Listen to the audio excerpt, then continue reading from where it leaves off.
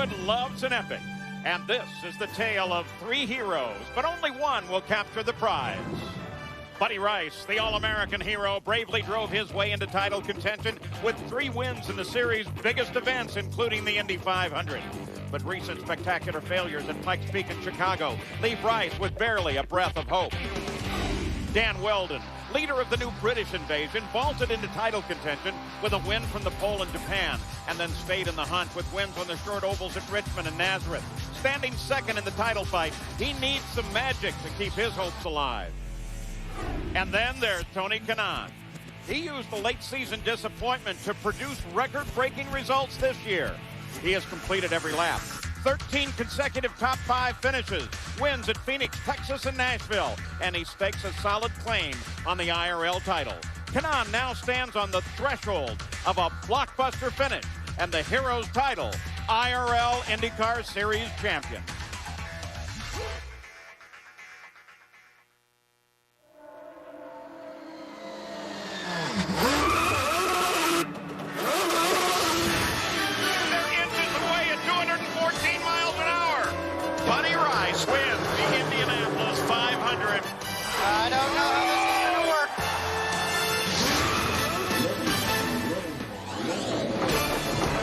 It's a beautiful day in Southern California at the California Speedway, and we welcome you to our Firestone pre-race show for this round 15 of 16 of the IRL IndyCar Series.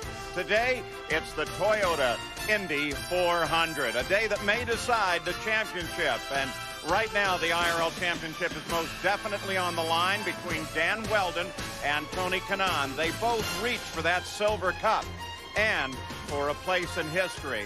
But Tony Kanaan's almost sure thing became a nightmare yesterday. It started early in the morning when his engine developed a misfire, and as a result, they had to do some work on it. Then when qualifying began, Darren Manning turned in one blistering lap, would have put him in the second row of the field. But on the second lap, he lost control, got the wall. He went to the hospital with a concussion, and he will not race today. But it took a long time to clean up from that whole situation, and the clock was ticking on qualifying. Kanaan could not get his engine ready to go. Time ran out, and Tony will start in the back of this starting field. Now, here's the way the points look coming into this race. The real key here, only 2, Weldon and Kanaan, can make the championship. For Kanaan, a 4th or better will grab it. And for Dan Weldon, it's a must-win situation. Jackaroot, what's Tony thinking? Well, he got lost trying to find his spot back here. You've never started this far back, Tony. It leads me to wonder, in the drop of the green flag, do you ride, do you race, or do you drop the throttle and just try to carve your way to the front? Well, let's make sure. I did start in the back before, but this year, lately, no. But I'm charging to the front. I mean, that's what's going to happen for sure. Oh, I don't know. Is that a good luck kiss? I mean, this is the guy that's trying to beat you. That's okay. I mean, it's in the family, and we know what we have, and we're going for it. I mean, it's another race for me, and I'm not concerned about anything. I'm racing like I always did. Otherwise, it wouldn't be Tony Kanaan. One guy that is feeling the butterflies maybe just a bit, turning into bullets. Another 2 guys upstairs that probably know exactly how this man's feeling. Let's start first with Scott Goodyear. Thanks, Jack. Although Tony Kanaan looks really cool on the outside, inside the pressure is on. The only driver to complete every lap on the track so far this year, and he's led 859 of those laps. An average finishing position of 3rd. His worst finishing position was 8th at Homestead. He finds a place in completely different territory than he's ever been before. Matter of fact, he's in the danger zone right now. Starting at the back of the pack, you have the opportunity to maybe get involved in an accident that's just in front of you. And Jill DeFerrin, you know that it just takes one wrong move to put you out of the tail for a championship chase. That's right, Scott. I think Tony's biggest worry is an accident today. And by that, really, everything should go well when he goes on to Texas. I mean, that happened to me in 2002 when I was fighting for the championship in Chicago with 2 races to go. As we saw what happened with Manning yesterday. And unfortunately, that can happen to anyone. So I think what should be in Tony's mind today is to get to the end safely. Paul? When we return, we'll be talking with Dan Weldon, second in the points. He was the fastest car in the final practice session. And those final test sessions are a fantastic part of the racing weekend as fans and drivers fulfill the need for speed. If there is one reality about Southern California, it's their love affair with the car. All shapes, all sizes, and at all costs. No salt here to ruin the underbody, just plenty of style points for the bodies that ride inside.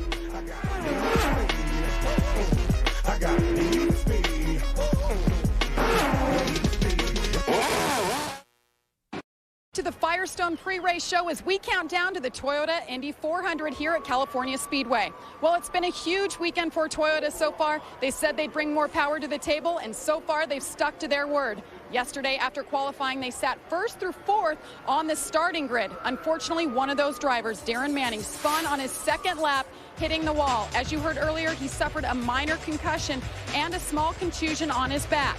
However, his teammate Scott Dixon had his best qualifying run of the season. He sat atop the pole until the very end when Elio Castroneves knocked him off by nearly a second. This is Elio's third consecutive pole and fourth on the season. And Paul, if qualifying was any indication, Toyota is definitely going to be the front runner into victory circle.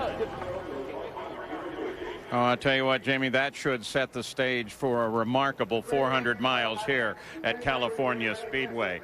Here are the manufacturers and their victories thus far this season, but Toyota thinks they're going to come back today.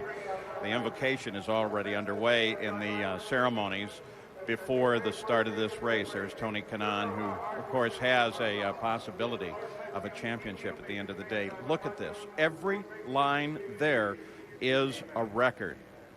And Tony has actually raced every lap this season. No one else has ever done that. And Scott Goodyear, that's a pretty remarkable achievement for a team.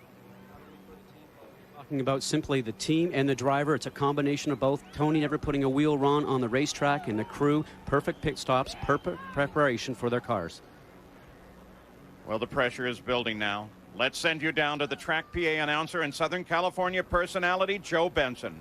And now, please welcome Grammy Award winner and MCA recording artist Leanne Womack as she honors America with the singing of our national anthem.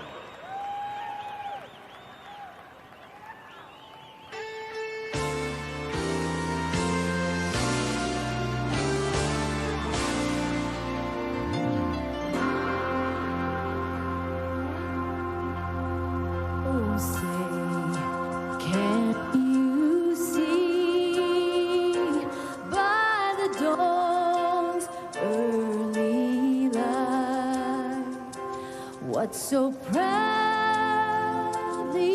we hailed at the twilight's last gleaming, who brought bright and bright stars through the perilous flight o'er the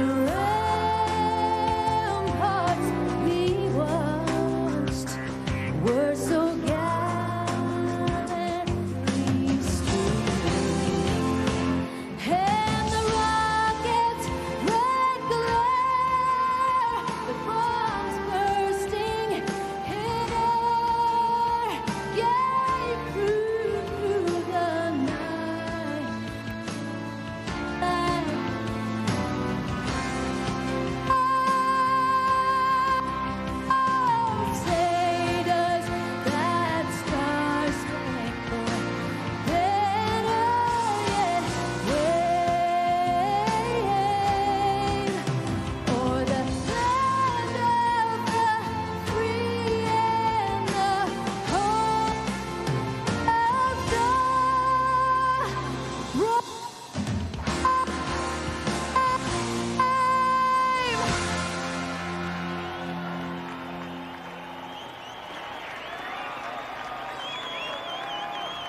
And the flyby from VFA 122 from Naval Air Station Lemoore, a couple of FA-18 Hornets. As we've suggested earlier, as this crowd now begins to move away from the starting grid and leave the drivers and teams alone, ready for the start of this race, it's really Dan Wheldon's championship to lose. But he certainly has the attitude, the skill, the team, and the daring. He even has, surprisingly enough, the sincere best wishes of points leader Tony Kanaan. With him, we welcome back our Gary Gerald. Well, Paul, you talked earlier about how, for Dan Wheldon, he needs magic on this day to keep his championship hopes alive. So I question you, Dan, at this point. Do you force the issue a bit? Do you take added risks trying to keep the championship chase going to the final race in Texas in 2 weeks? I'm not sure that you've seen how competitive this championship is, these first 14 races, but no, I'm obviously going to try and go for the front as much as I can. I'd like to finish the season with the most amount of wins. Because obviously the championship is in Tony's reach. It's more for him to lose than for me to gain. But if I try and win these last 2 races, you know, anything can happen. I don't wish bad luck on the guy, but I'm certainly just focused on going to the front. But it'll be a good race. I'm sure we'll have a good time. You start 13th. How concerned are you at starting this race at mid-pack? Well, 13 is an unlucky number in England, so I'm not too happy about that. I'd much rather start 14 or 14th or 12th, but I've often started in the mid-pack on these super speedways. For some reason, the old Klein Tools Jim Beam car doesn't like to qualify too quick, but it's very good in the race. So expect me to be up there pretty quick, I would say. And keep in mind, there are bonus points for leading the most laps. If that opportunity is there, Paul, this young man will certainly be going for it. Well, think about this team. Michael Andretti has created a racing masterpiece, an incredibly successful team, founded in friendship among 4 very competitive drivers. Michael is a happy man now, relieved from the stresses of driving and basking in the sunlight of a championship as an owner. Coming up, a personal conversation with Michael. It's just incredible, you know. It was an unbelievable year, you know. You hope for things like this, and you never expect them to happen, and it did. And, you know, in my mind, it's the best team I've ever been associated with.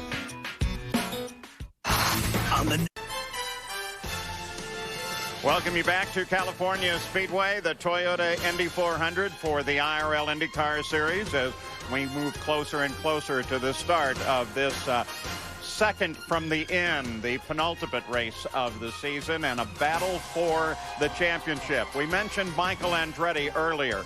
He is right now a very satisfied man living out his legacy. It seemed as if Michael Andretti was born with a steering wheel in his hands. Motorsports excellence, his heritage, as well as his destiny. He advanced through the open wheel ranks at a breakneck pace and moved on to auto racing's biggest stage with skill that would demonstrate his pedigree.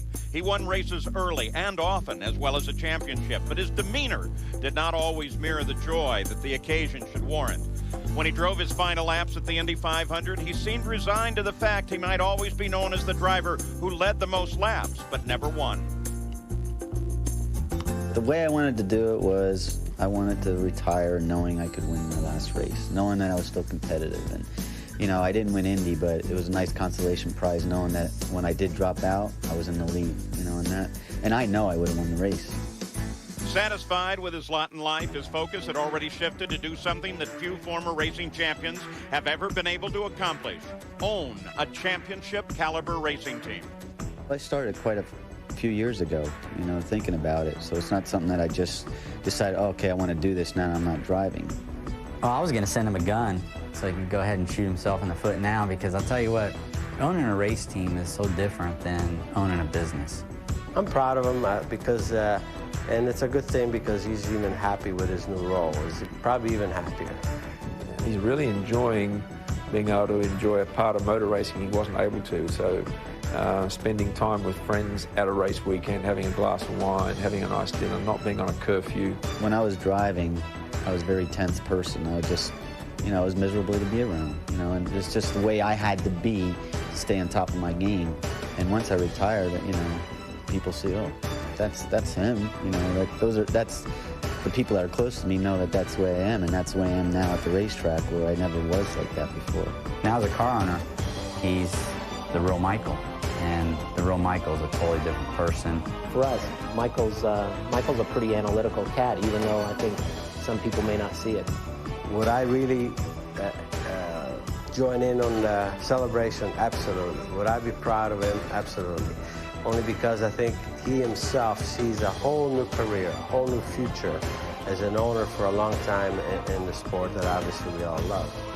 His skill at assembling all the right pieces produced a team that had few faults and a quartet of skilled drivers singing in harmony. I know exactly what they're thinking, and why they're thinking it, and how they're thinking it, and what they need to hear at that point. And they relate to me, and we all have the trust with each other. And I think that's what really makes it work. And on top of it, we all love each other, all have a lot of fun doing it. That love, respect, and camaraderie has translated into a dominating performance by the AGR team, the likes of which has never before been seen in the IRL IndyCar Series. 8 wins in 14 races, and on the verge of its first championship ever. And Joe, a very much relaxed Michael Andretti, but I have to think about, you know, he lost the Speedway this year with his driver Tony Kanaan to Bobby Rahal with their driver Buddy Rice. Again, he lost the Speedway. Bobby Rahal's team beat him. He's not won there. What's that mean to a guy like him who wants to win the Speedway so bad? Well, I don't know. He certainly lost it to me too, by the way, in 2003. But I tell you, there was nothing to me in the Michael Andretti race car driver that indicated that he was going to be such a great owner. And he's shown tremendously. I mean, he's got tremendous people skills. He's made some very good decisions in choosing the people that work for his team, and made some good decisions in the drivers. He's been fantastic with the sponsors, so he's really a true champion all around. Paul? Well, Jill, in just over 6 minutes, the furies of racing will roar under the green flag, and a 500-mile chase will be on. Thanks for coming on board for our Firestone pre-race show. Now, sit back, strap in, because here we go.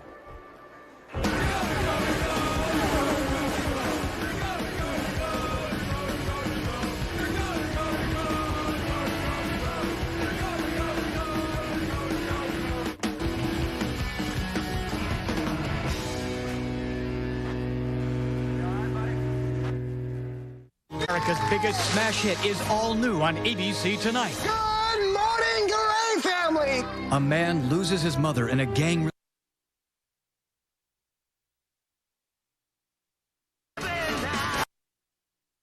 Final moment.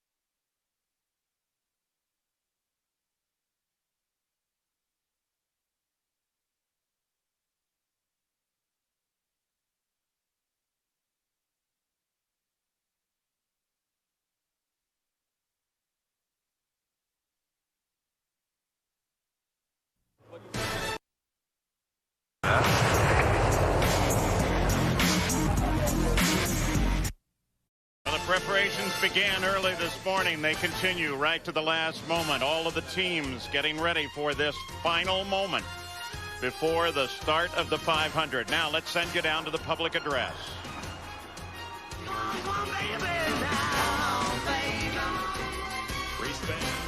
For the most famous words in motorsports, our Grand Marshal, Patrick Dempsey. Gentlemen, start your engines!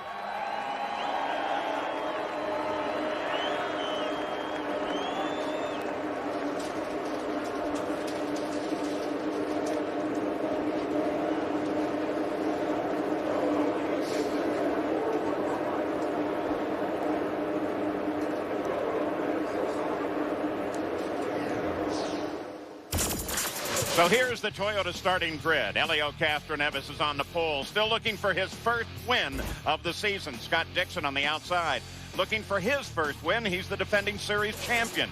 In row 2, Sam Hornish Jr., the winner at Fontana the past 2 years. And Adrian Fernandez, a 2-time winner this year. Back in row number 3, it's Vitor Mira. He's had top 10s in all but 2 races this year. And alongside his Ray Hall Letterman teammate, Buddy Rice, the Indy 500 champion. In the 4th row, A.J. Foyt the 4th. A second straight top 10 starting position for the grandson of the racing legend.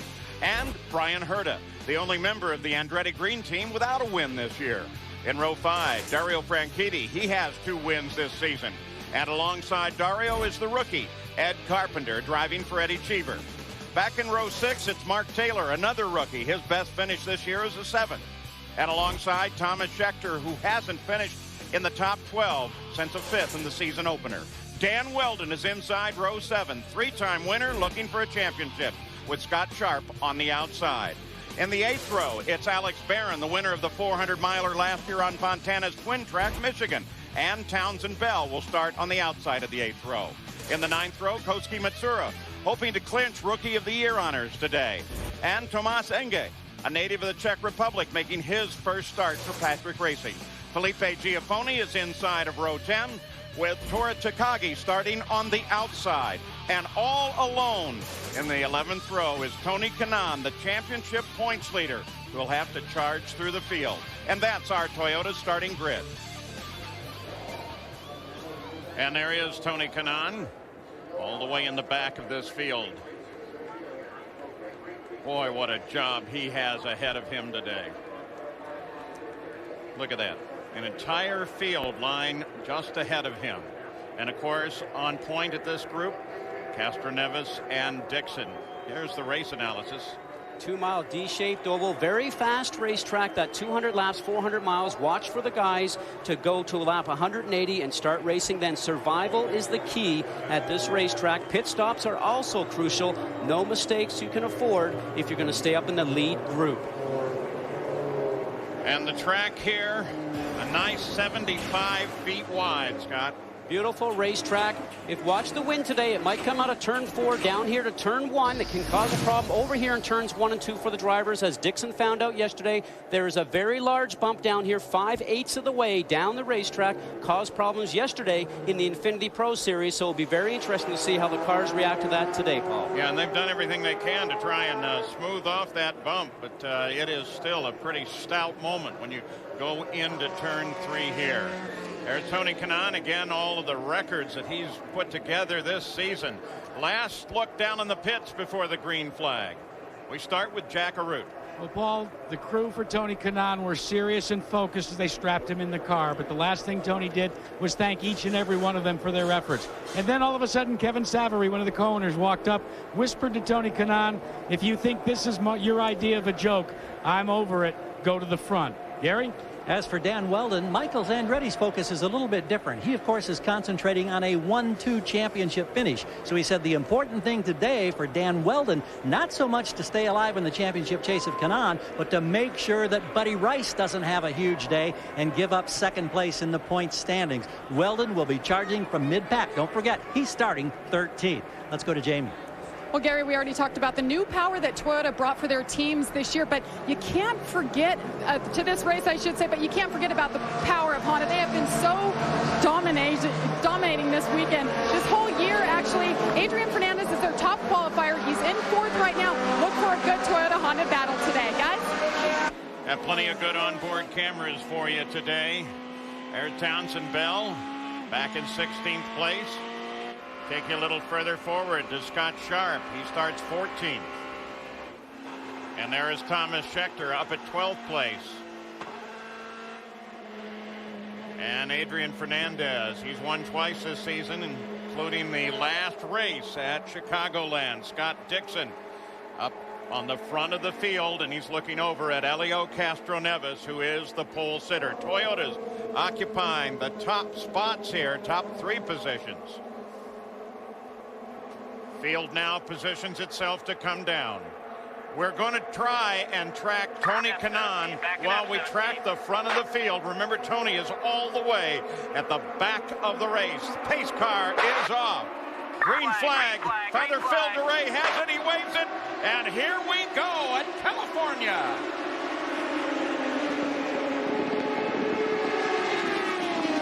Dixon's not giving up on Catherine Evans as they hammer for the first turn, but look at that sweeping move to the outside, and take a look at Tony Kanaan as he comes carving up through that field.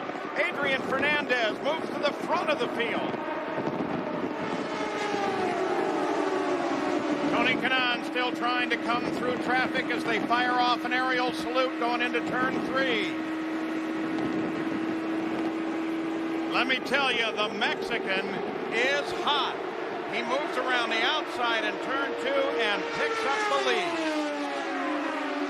Very smart start by Tony Kanaan. The rule is you cannot pass any cars on the start until you get to the start line. He was very close. He certainly did a perfect job of making sure he did not do that. Otherwise, a penalty would have come to him. He would have had to come in for a stop and go, Paul. And as you can see, he's up making very short work of the 2 Red Bull cars. And now that's Brian Herta that's sitting high on him, and he'll be able to get a little help out of Herta. That's a teammate, of course. At the front of the field, you see that Helio Castroneves, the box on the left, is trying to work hard on Kanaan.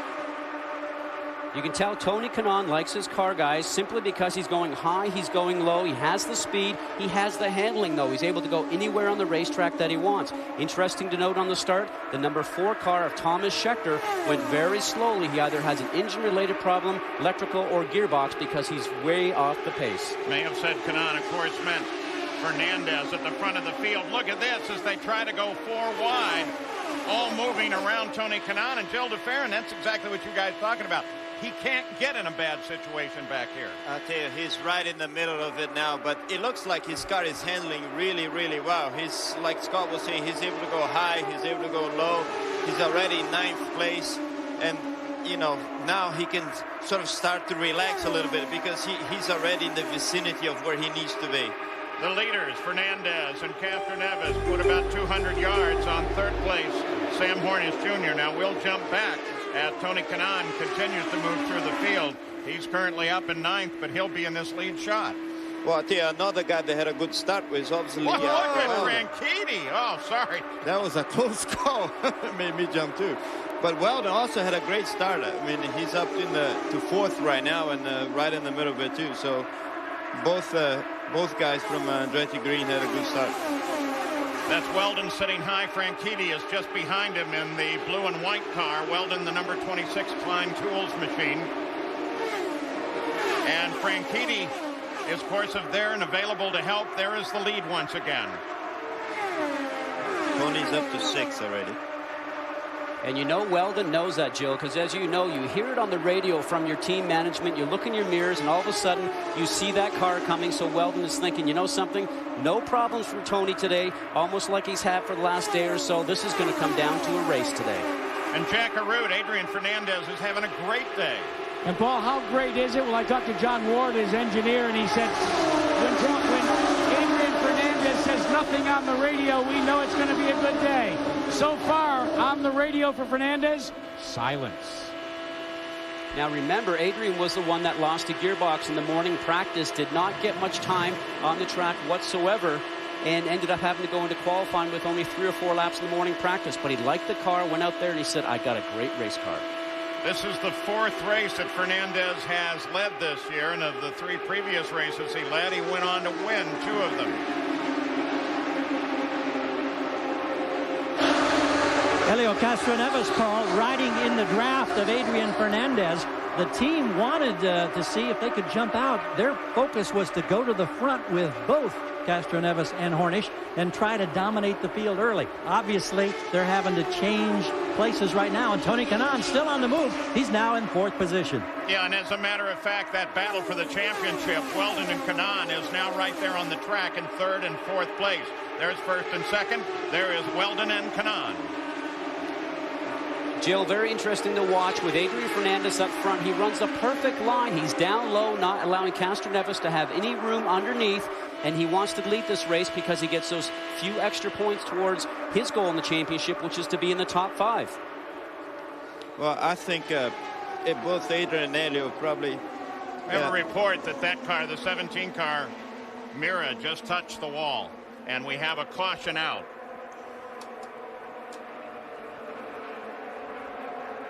Looks none the worse for wear. Looking at the right side of the car. Well, the key thing I can see look at the rear.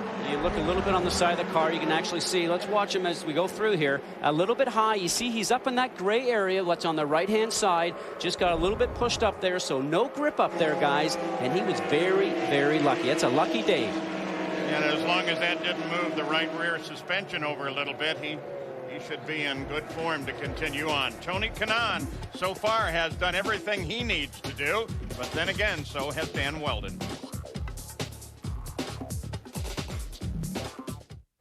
Will Bill Callahan's West Coast offense resurrect the Cornhuskers? Does a condor rise from his own ashes? Do you mean a phoenix? ESPN College Game Day, built by the Home Depot. Saturdays at 10:30 on ESPN.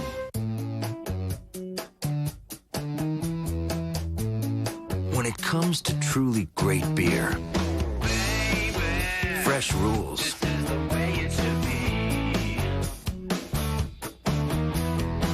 The clean, crisp taste of brewery fresh Budweiser.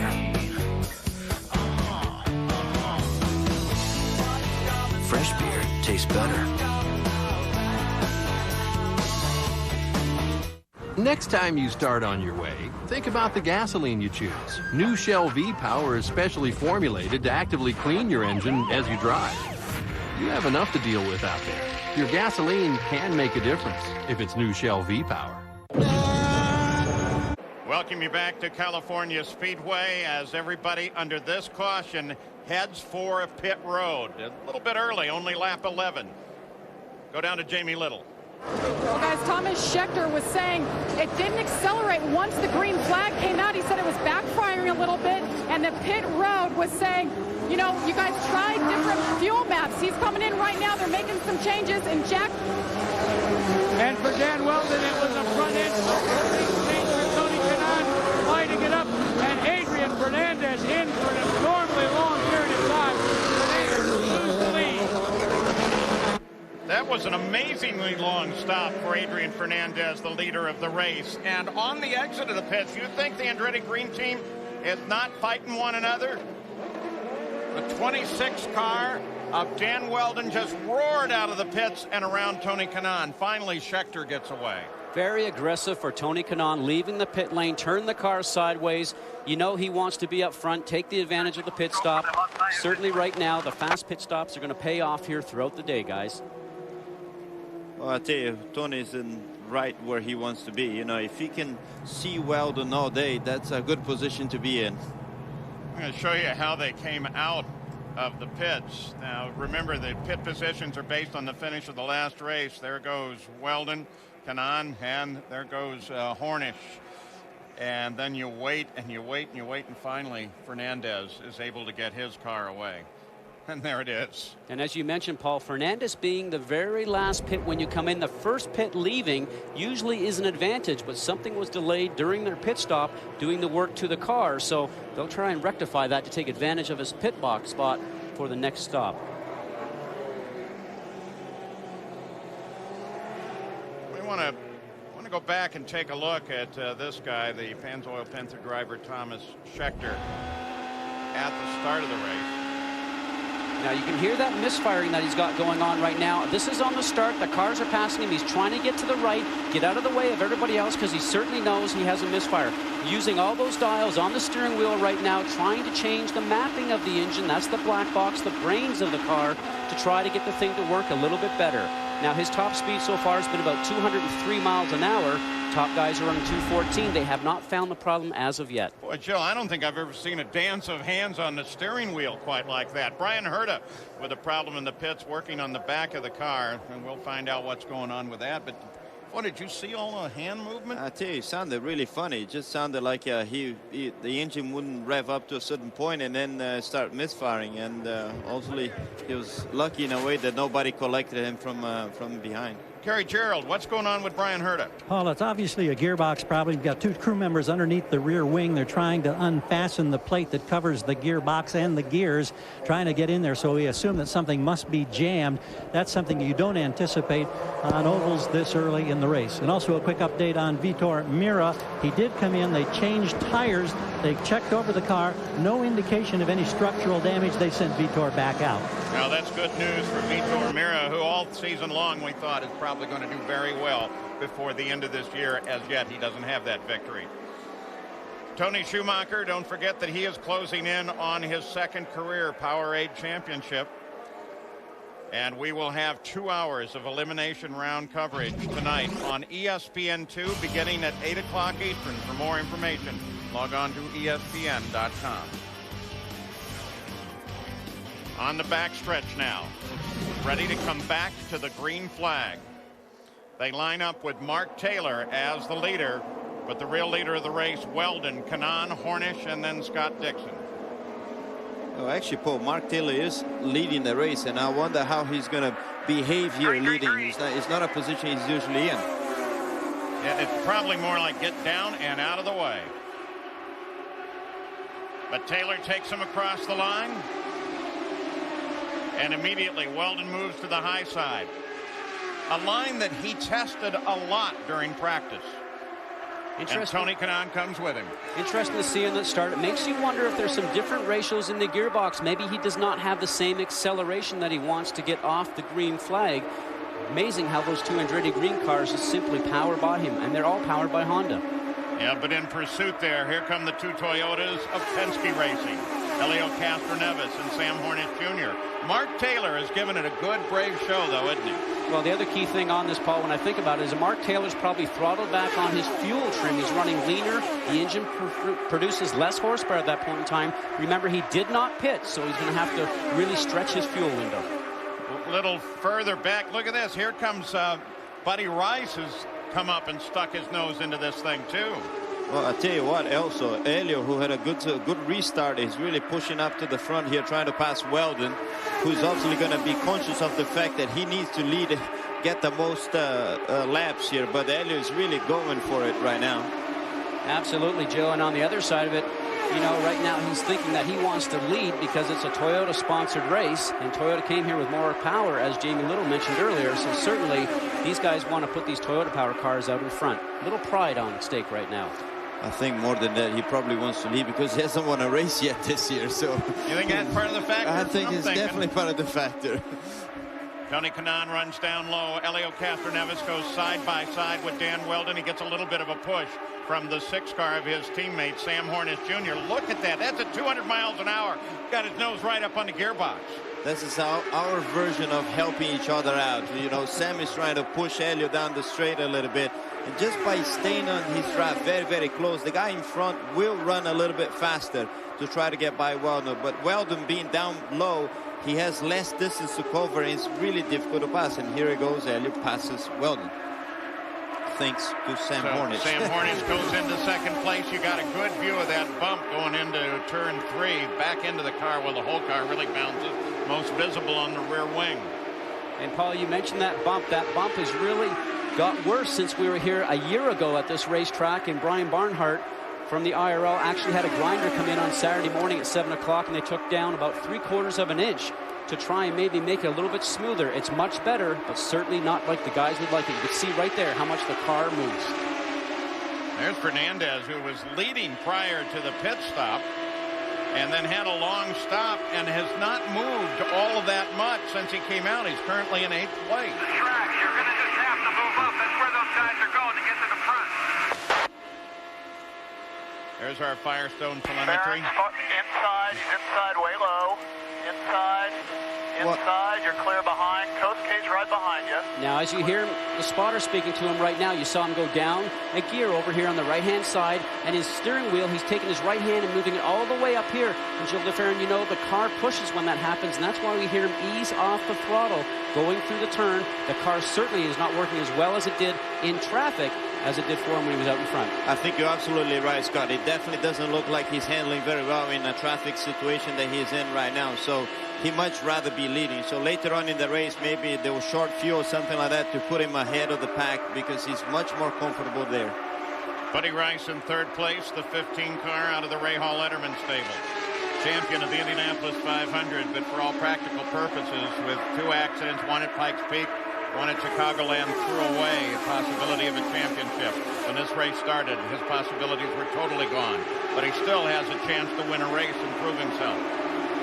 I'll tell you, one thing is really interesting that's going on right now. Helio Castroneves is running about a mile and a half faster than everybody else and really starting to pull away from the field. You can see that on that shot. Helio really starting to pull away, which is somewhat surprising to me that he's doing that early. He must have a really good car underneath him today. Pull away, of course, being 0.6 of a second behind the leader. 214 miles an hour last time around for Helio Castroneves. I think one of the things that's also helping Helio is the fact that Buddy's trying to pass Sam, and whenever you go side by side like this, you do lose speed as well. And you see Buddy's trying, but so far he hasn't been able to make it by Sam, and Helio is gone. And now you see where, excuse me guys, you see where Weldon is? He had a little wiggle in the middle of turns 1 and 2 as he followed behind the 2 cars in front. Remember that dirty air that we always talk about? And you end up not getting as much downforce. The key thing was that Weldon got a little bit loose and worked his way all the way up the racetrack. He caught it though. Now Dan Weldon currently 4th. His teammate Tony Kanaan's right there with him. They've told the 11 car, be careful. Twice you've gone below the white line. That could be eventually a penalty. Castroneves leads in California. The IRL, the Toyota Indy 400 California Speedway, 26 laps complete. We've had 1 yellow. That one, Vitor Meira just brushed the walls. Continued in competition. Helio Castroneves lead. This is the battle right now. Rice and Sam Hornish Jr. Crowd looks down. Unfortunately, haze is still in pretty hard. Normally, we have a great view of Mount Baldy up behind the track. It's beginning to come out, though. Jackaroo. Well, Buddy Rice may be eliminated in all intents and purposes from the chase for the championship, but he's looking for what used to be called in the old days the Triple Crown. You remember when they ran 500-mile races at Pocono, at Indianapolis, and at Michigan? Well, there's no Pocono outing, but now it's been replaced by Fontana. And the Buddy Rice people hope that their Pioneer Argent car can score a victory here to go with the Michigan and Indy 500 win, and they'll lay claim to the new 21st century Triple Crown. Buddy Rice, the Indy 500 champion. Helio Castroneves leading the 8th race he has led this year, but as yet there is no victory for Castroneves at all. That's got to be bugging Helio.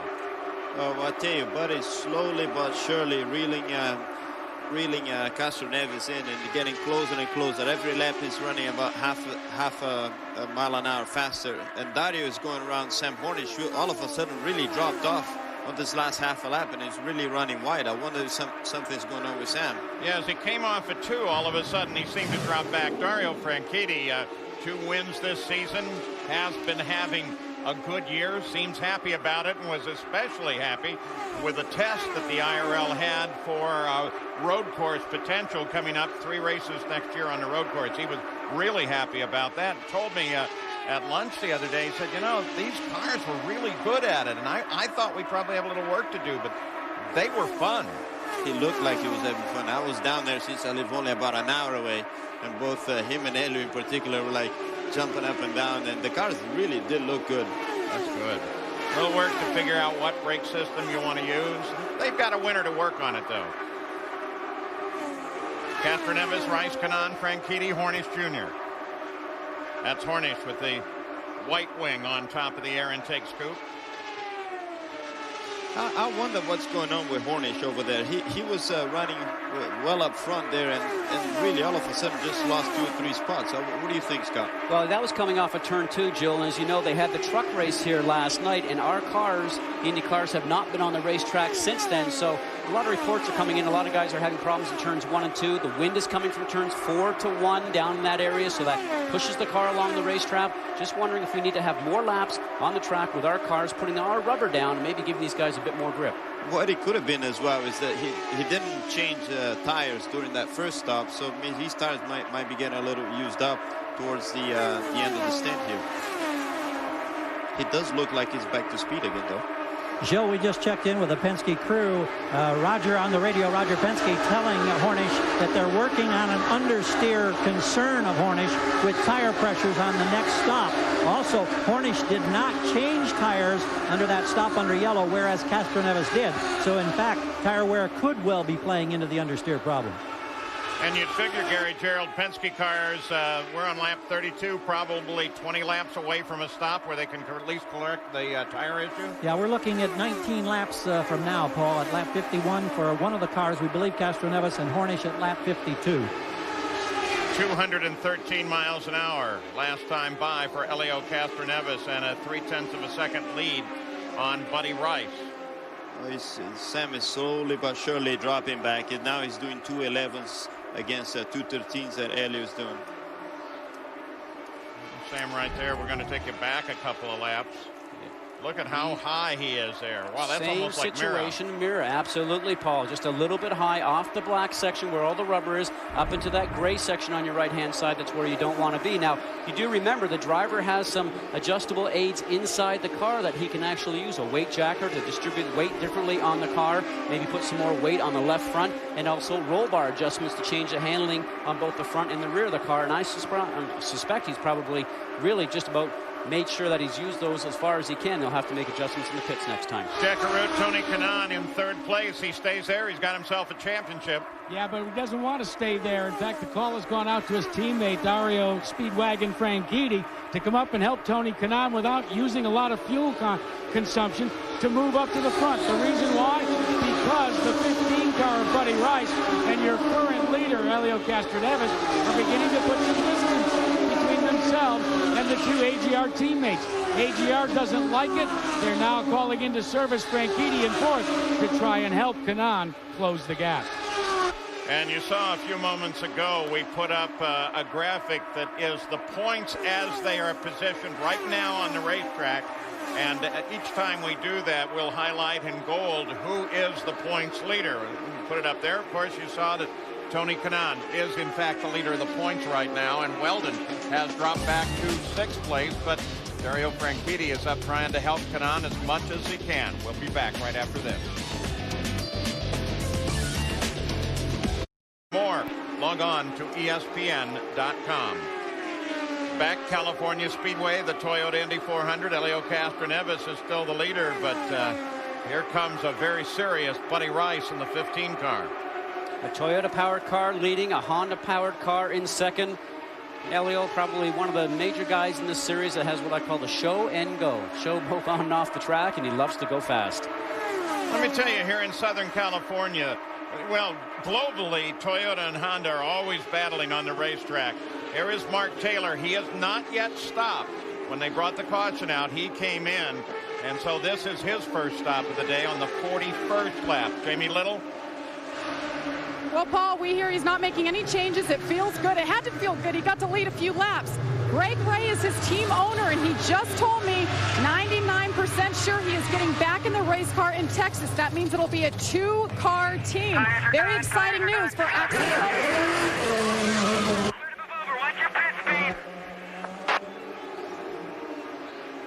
So Mark Taylor goes back into the fight. You got a glimpse at the start there of Greg Ray, the owner, and hopefully the teammate when we get to Texas Motor Speedway. Mark Taylor won the Menards Infinity Pro Race at this track 1 year ago. Well, Mark actually, due to this green flag stop, just lost a lap, so it remains to be seen whether he'll regain that lap back later on. But that was the price he had to pay to lead those laps early on. So it's yet unclear to see if that strategy going to work out later on in the race. Yeah, but at least it got him to lead for the first time in the IRL IndyCar Series. There you go. Brian Herta, we mentioned that he was in the pits, is now 21st, last place, 11 laps behind the race. They had to change the entire stack on the gearbox. Now, fortunately, when they open up the back of the gearbox by pulling the wing off, the stack comes right out and they can just plug another one in, but still it takes time. When you're turning these laps off at 213 miles an hour, you lose quick. And Paul, you got to give the crew credit because they're getting into a situation where they take the back of the gearbox off. Those guys are in there with their hands and the hot oil that's in there, a couple of 100 degrees. Those guys are the heroes of the pit stops when they do work like that. Well, I'll tell you, one thing is transpiring to me now that we're going into the last quarter of this first stint is really starting to show whose car is handling, whose car is not.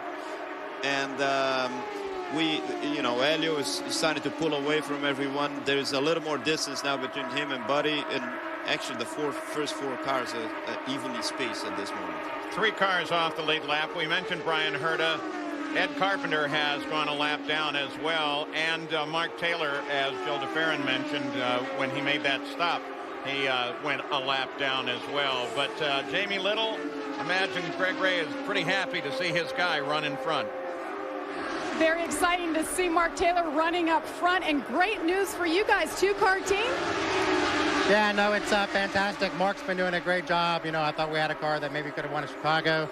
We overcame that little bit of a bad weekend, and he's running good here. We had a great first pit stop.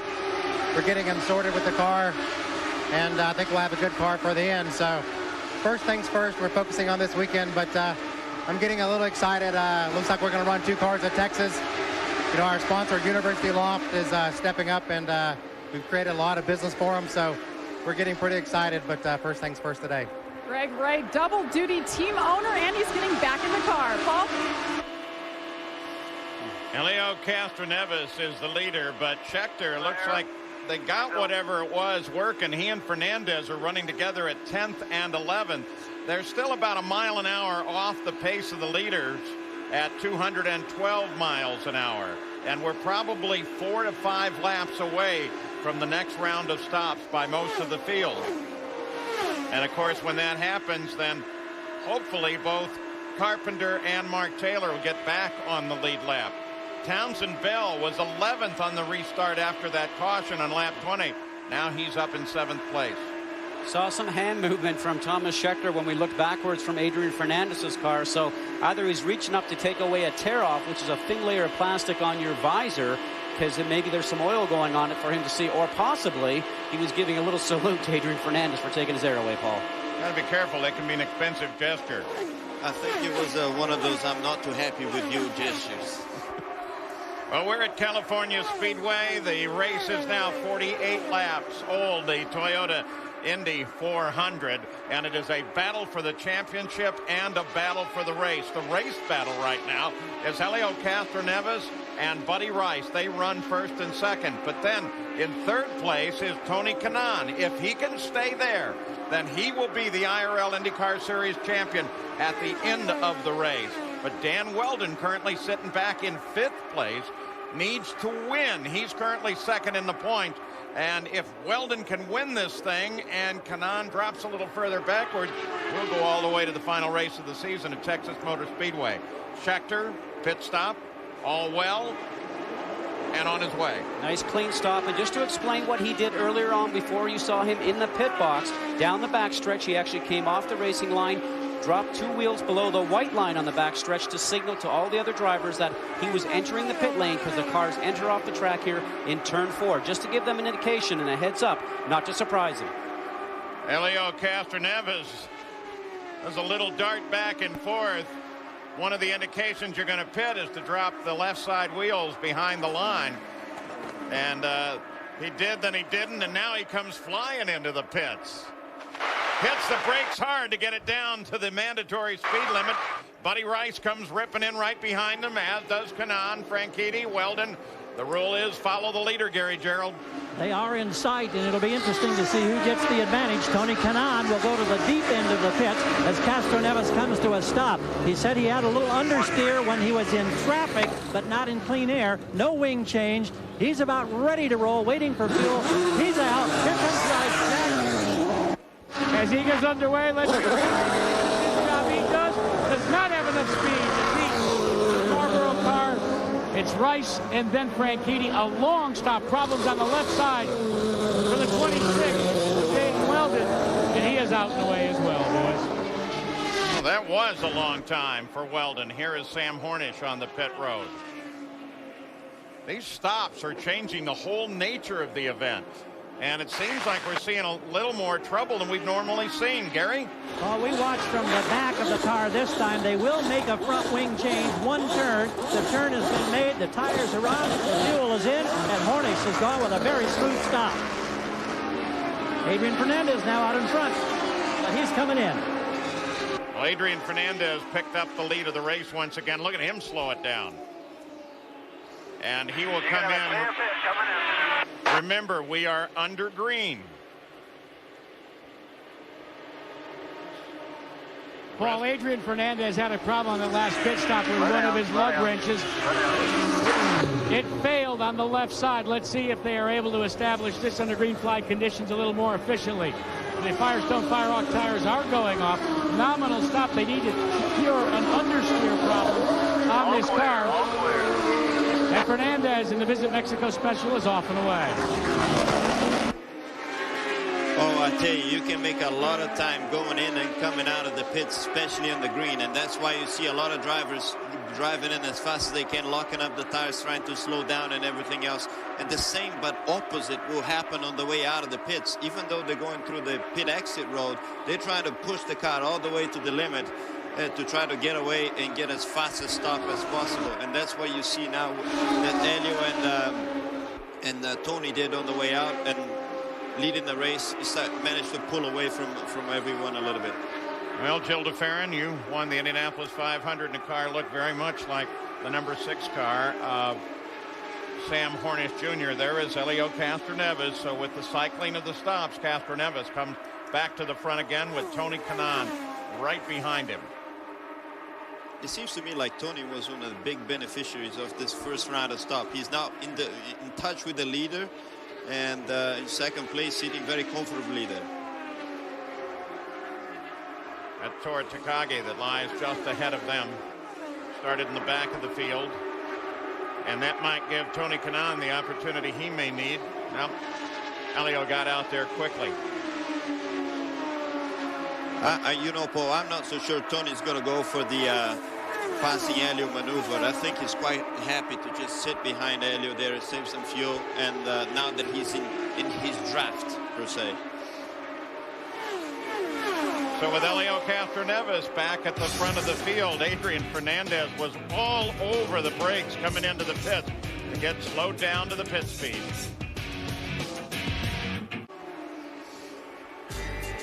Well, at the start of the Toyota Indy 400, it was Helio Castroneves on the pole who took the early lead, but by turn 2, Adrian Fernandez came screaming around the outside. Thomas Scheckter had some pretty serious problems. They've now corrected him, but he dropped well back.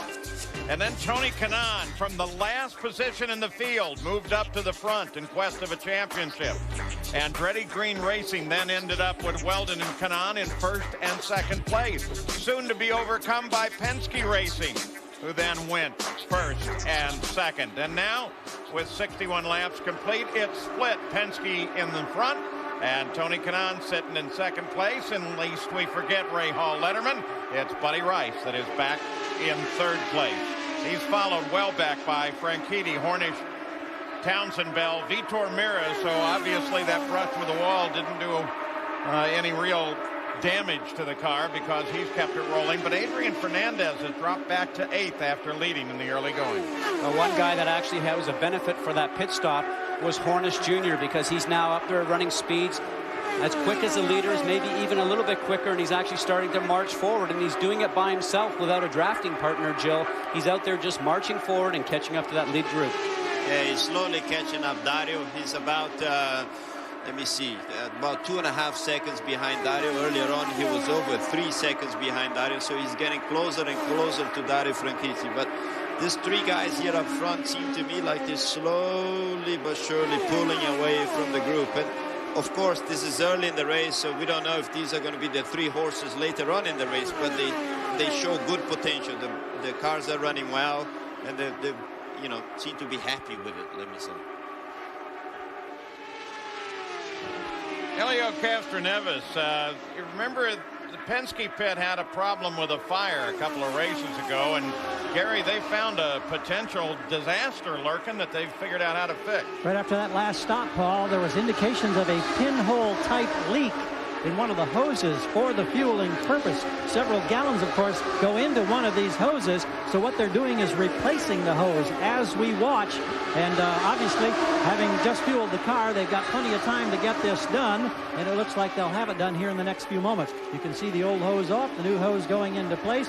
Now the big part will be getting this huge nozzle. Remember, it weighs about 18 pounds, and they'll have to get that in place as well. So a little drama behind the wall here, but purely a precautionary measure.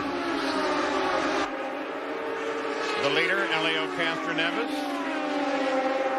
Hopefully that hose will be correctly fixed. You can assume it will be, or they wouldn't even consider working the car. Tony Kanaan right there, traffic on the backstretch, and that enormous bump. You'll notice going into 3, they stay as far high as they can, trying to get around the bump. It affects like the lower half of the track.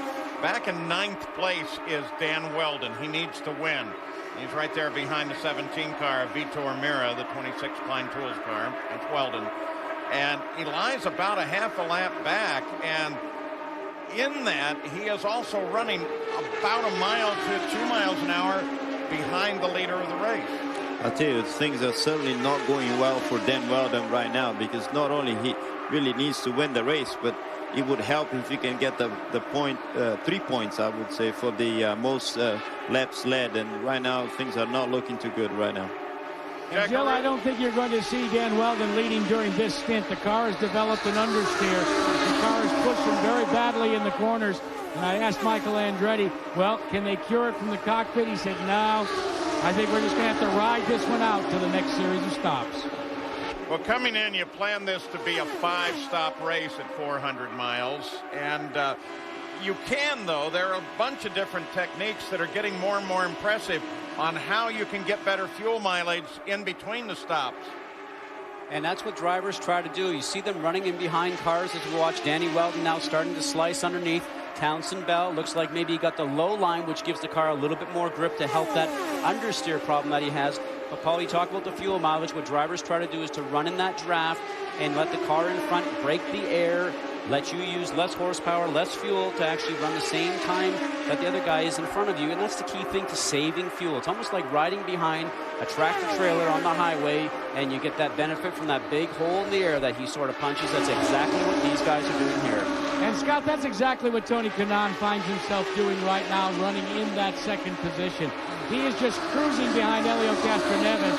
And Kim Green told me, he said, I know for the fans, right now our performance looks boring. He said, we've excited them all season long. Today they'll just have to be bored. We want to maintain a steady pace, conserve our fuel conservation and our consumption. He said, maybe we can get them standing on their feet at the end of the event, but not right now. Well, Jack, sometimes boring is the way to win a championship. You know, Tony does not need to be spectacular today. All he needs to do is finish well, and he's got the championship wrapped up. I'm sure he doesn't want to put the fireworks up in the air today. Well, I can certainly see an attitudinal difference between the way you guys look at it and the way I look at it. I want him up under the gearbox, and you as a driver, no, nice and easy, no problem. Here is the fact on Kanaan, who is on the verge of the championship. 4th place or better, he's got it. He has to leave here 54 points ahead of Dan Weldon. Castroneves, Kanaan, Rice, the top 3. There is Kanaan's points right as of the last lap. We'll be back with more in the Toyota Indy 400.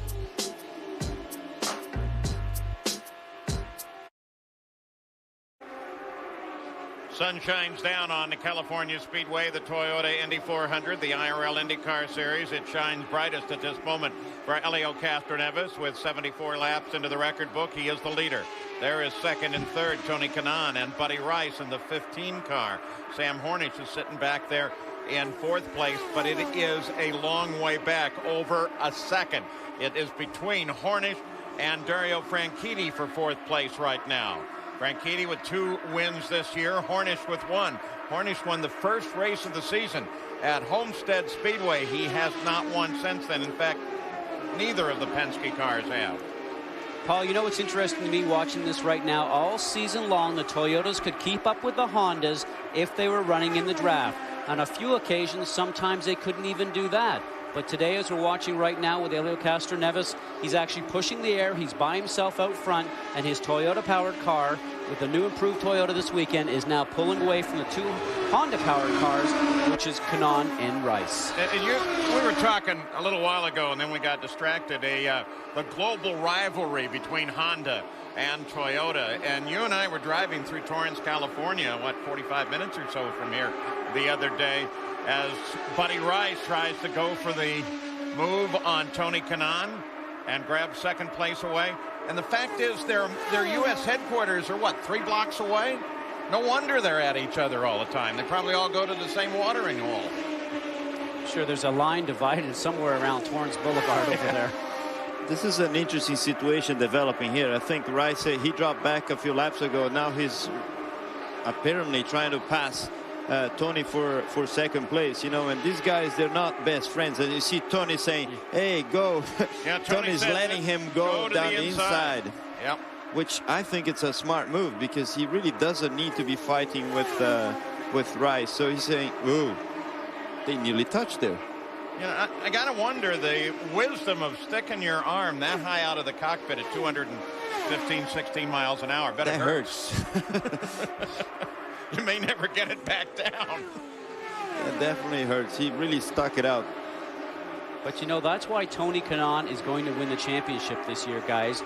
You have to think about how smart he's played this out. Whenever he's had a car that could actually win, he's won. Whenever he's had a car that's actually been able to finish third, he's finished third. He's not pushed the limit of the car and actually taken it to maybe an accident. This is why he's smart. He's got the complete package as a driver.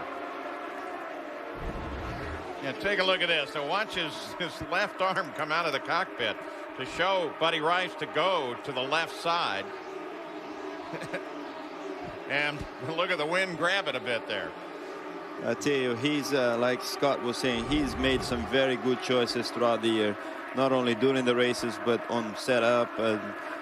His car is most of the time being very, very good, and that's down to him too, making the right choices with his engineer to get his car running right. And again, he's running competitively here, decided not to take the risk in fighting with Rice, and I think that was a wise decision. Yeah, but one thing with Tony Kanaan, he doesn't try to over-control the situation.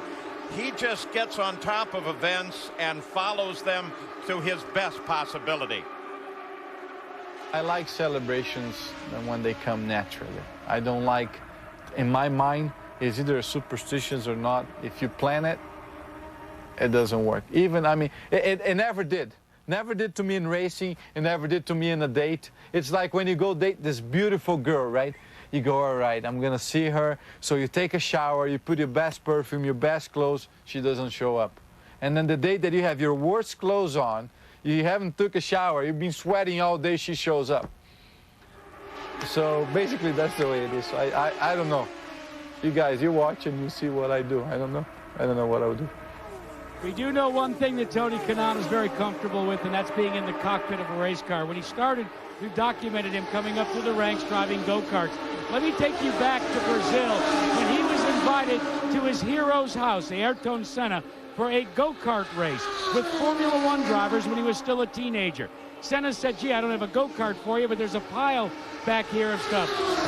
As Fernandez is working over Dario Franchitti, and they allowed Tony Kanaan to start scratch on the field, start in the back. By the time this little get-together with Formula One drivers was over, a youngster by the name of Tony Kanaan had beaten all the Formula One drivers, and his hero, Ayrton Senna. Now that pass on Franchitti puts Fernandez into 5th place behind Sam Hornish. The leader, Helio Castroneves, the Marlboro Team Penske number 3 car, just went around Koski Matsura, the 55 car, who has a very good chance of wrapping up the Bombardier Rookie of the Year standings here. There's Koski. Had a pretty good year, too. He, like Mir, is one of those guys we thought would probably score a win before the end of the season. Very, very fast. Early on in the season, he loves these big tracks, and, he's back next season with the same team, same sponsors with his teammate Adrian Fernandez. Watch for them to be a factor next year. So Helio Castroneves may be on his way to his first win. 84 laps are complete. Can he stay out in front? We'll see.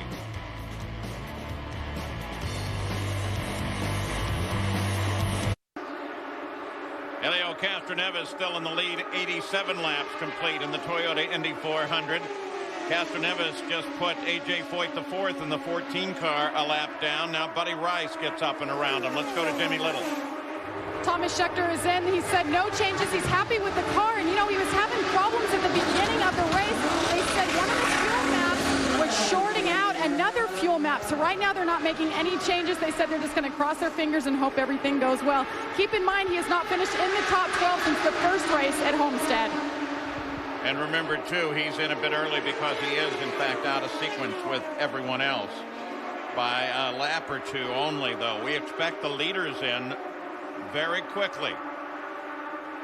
Castroneves, right now. Tony Kanaan, and still there they are, buddy. There they are. Here, Elliott trying to slow down again. Really big lockup over there, but he's not going to use those tires anymore, so who cares, huh? Yep, get rid of those. Give me some new ones. Let's go to Gary. 3 pits separate Helio Castroneves and Buddy Rice. Castroneves hits his marks. Rice is now in. Kanaan goes by us toward Jackaroo. We watch now for Castroneves on his third stop. No wing changes. The same for Buddy Rice. Castroneves is rolling. Rice is rolling. Jack and Tony Kanaan, no wing change, but not enough speed on that pit stop to get by Helio Castroneves. He will queue in between Castroneves and Buddy Rice. Again, Dan Weldon and Dario Franchitti finishing their work. Franchitti is on the button first. By virtue of pit position, Dan Weldon will beat him. Wow, did you see Franchitti pull way wide as he came out of the pits, going right for the high-speed lane under the green stops, and of course gets Kanaan the one position on Buddy Rice and keeps Kanaan in fighting place for the championship. All he needs is a fourth or better. Right now, Adrian Fernandez is the leader. But again, Adrian Fernandez will be stopping, well, probably in about 4 or 5 laps. Well, they'll be stopping even now. He's stopping now. They're laid out, and they are ready for Adrian Fernandez. Remember, this is so reminiscent of the way Adrian Fernandez ran his race at Michigan that he won. And now Fernandez trying to climb his way back up through the ladder after having first a problem on the first pit stop and then an understeer problem, and now his third stop. Remember the wing. Here he goes to work, methodically changing the 4 Firestone Firehawk tires. They make another wing adjustment. Waiting for the 30 car fuel. All clear. And there goes Sam Hornish, and it'll be side by side out back on the racetrack. Continuing to cycle through with 92 laps complete, approaching the halfway point, the 200-mile mark. Pit stops under the green. And so far, they've been nice and clean, no problem whatsoever. The first round of stops came on the only caution that we've had today, and that was just a brush with the wall coming off of 2 by Vitor Mira, and he's continued in competition. Reminder, if you're looking for the 10 car of Darren Manning, he caught the wall pretty good as A.J. Foyt the fourth comes into the pits. He's had another great weekend. Good qualifying position, great run in the final practice. But Darren Manning, when he went for his second lap of qualifying, caught the wall hard off of 2, suffered a slight concussion and some contusions, and not racing today. Doctors will take another look at him in a week or so and decide if he can come back.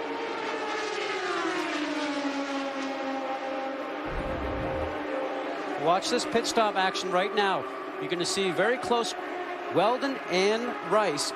Weldon on his way in, and then Rice on his way out. Those guys were very, very close. A nice wide pit lane here gives those guys a lot of space to be able to maneuver. Remember, they're not trying to lose any time either going in or coming out.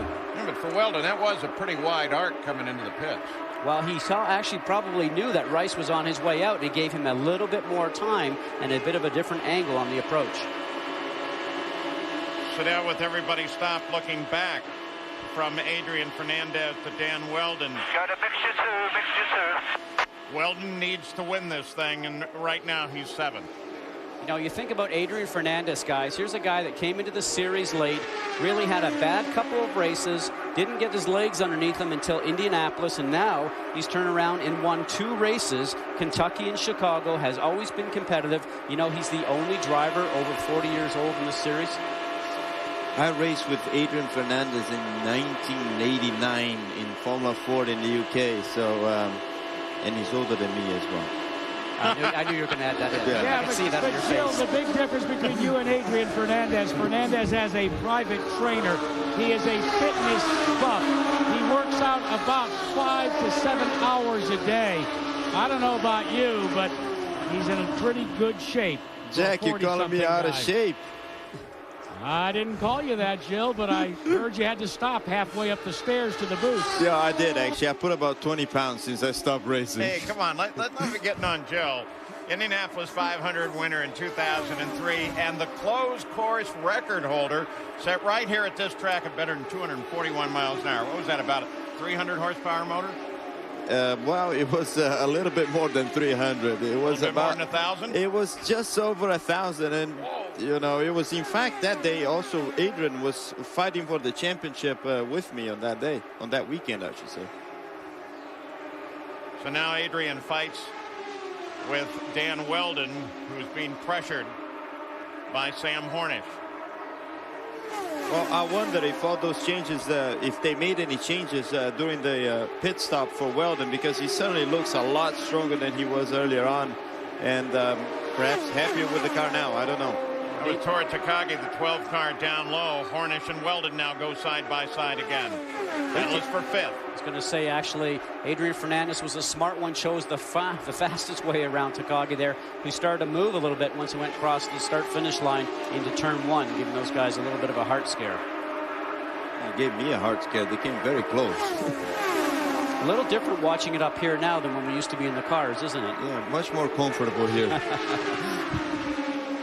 I love watching you two guys during the race and during that final warm-up session, because you both look like those guys are crazy down there. They are. They're nuts.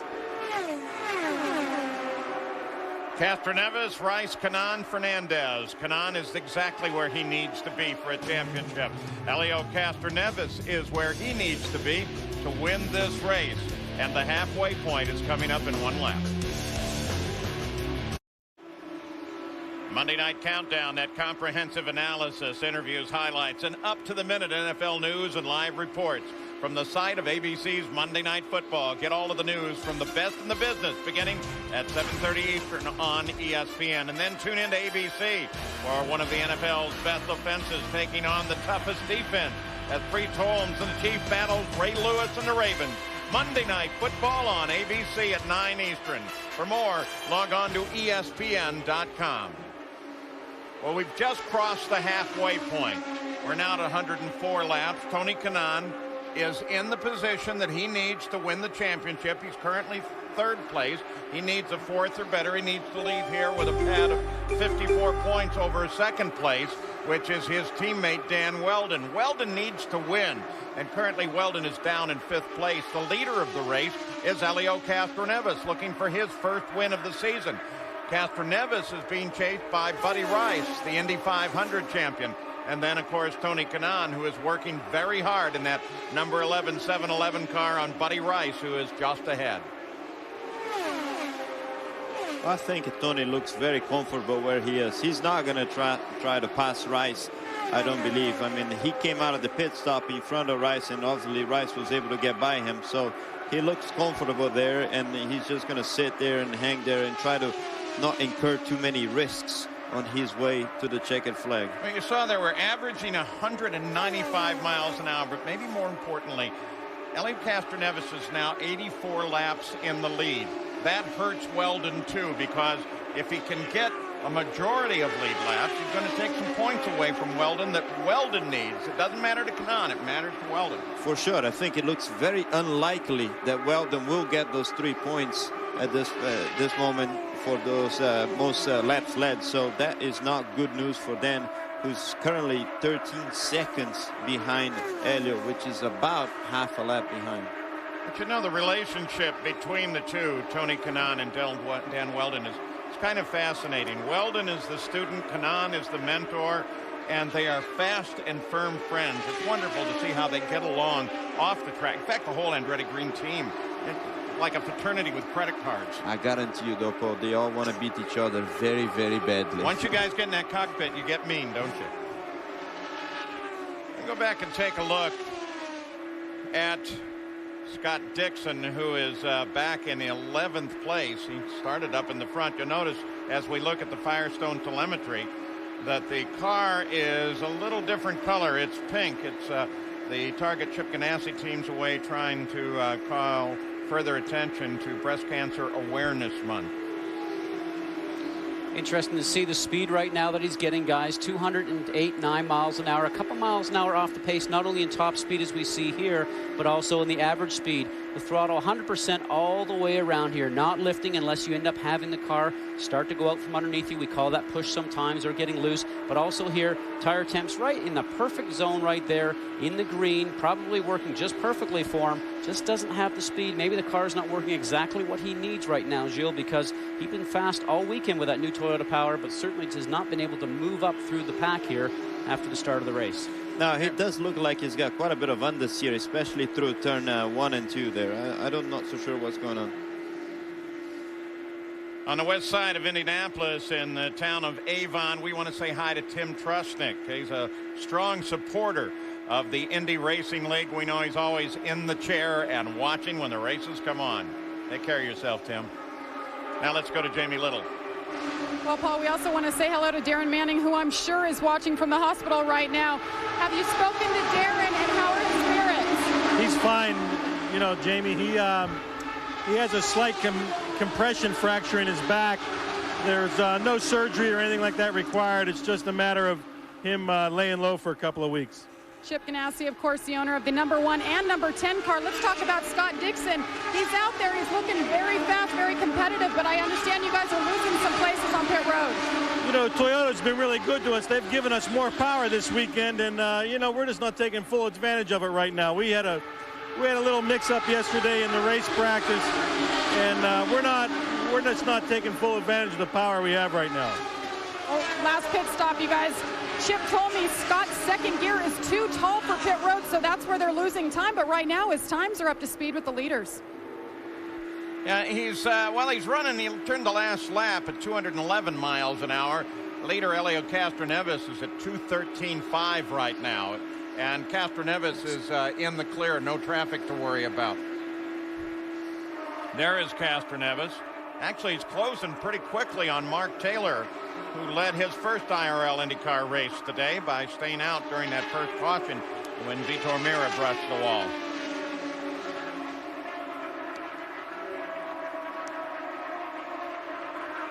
At Toyota Power, Marlboro Team Penske. Yeah, they were happy when those engines came in. They felt really good about them. Buddy Rice, Honda Power. Well, I tell you, it really looks like his Toyota is done the business for Helio, because Helio is really starting to pull away little by little from Buddy Rice. He's now 3.2 seconds ahead in the road, and you see Tony going down the inside of Buddy. Maybe Tony can run a little faster and get closer to Helio. We'll see. Yeah, but every time he goes down there, he's got to deal with that bump. Still, it worked for him, and at least it looks like it this time. He's going to have the shorter time around. Kanaan right in position. Well, now more than in position, being in second place ahead of Rice for a championship. Brian Herta, remember, he had his problems early and is well behind the race itself. They had to change the gear stack in the gearbox. The first stint until they got that fixed was a real problem. You know, this is a phase of the race that, to be honest, they all trying to figure out who is fast and who is not in preparation for the end of the race. So maybe what did happen there is Buddy said, well, perhaps Tony's a little bit faster. We don't want to lose touch with Helio, so let Tony lead this part of the race. We'll get back in touch with Helio, and then we'll try to decide who gets the best of it in the end of the race. A.J. Foyt, the fourth. You saw him for a moment there, currently 13th. He's had a great weekend. Alex Barron, who we're beginning to wonder what his situation is going to be for next year. In the 51 car out of the Cheever Red Bull stable, Barron runs down in 14th. Here's the new kid, Tomas Inge from Czechoslovakia. His first ride in an IRL IndyCar, driving for the Patrick Racing stable. Nice guy, a great history in Formula 3000. A little further back, be Adrian Fernandez and Dan Weldon, and that is a continuing fight for fourth place. Fernandez, 2 wins this season. Weldon second in the fight for the championship, and has proven himself to be, as you look at him back there behind Adrian Fernandez. Very close together there. It does look to me like Weldon is trying to make it by Adrian, because he probably believes he's faster. Sam Hornish Jr. was up at the front, started on the inside of the second row. Now faded back to 6th, but he's running laps competitive with the lead, 212 miles an hour. And of course, Dario Franchitti, 2 wins this season. A man looking forward to the 3 road course events they're going to run next season in the IRL for the first time. And Felipe Giafoni, the Dreyer Reinbold team, currently back in 15th place.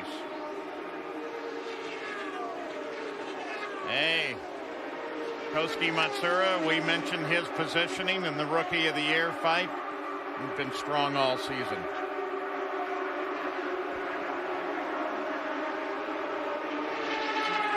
Scott Sharp, I'll tell you what, he's been having just a terrible time with the handling on this car. They've never seemed to have gotten it right. He's in his 89th consecutive start in the IRL, a record, but it doesn't look like he's on his way to a win this season, which will break a pretty significant string for him. Vitor Mira currently running in 8th place. Looks like this is going to be a solid effort for next year. And then Thomas Schechter, Chevrolet Power, 9th place behind Mira. Trouble in the early going, but he's been able to correct those problems and is now trying to move himself forward. Last lap for Helio Castroneves, by the way, at 212.7, so it's beginning to fall off a little bit.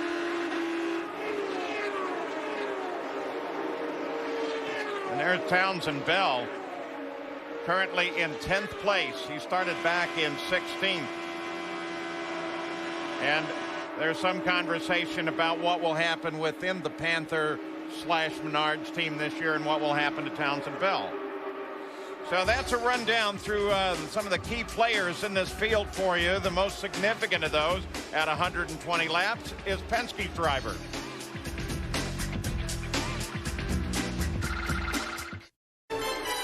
Back at California Speedway in the shadow of Mount Baldy, the Toyota Indy 400. The leader is Helio Castroneves.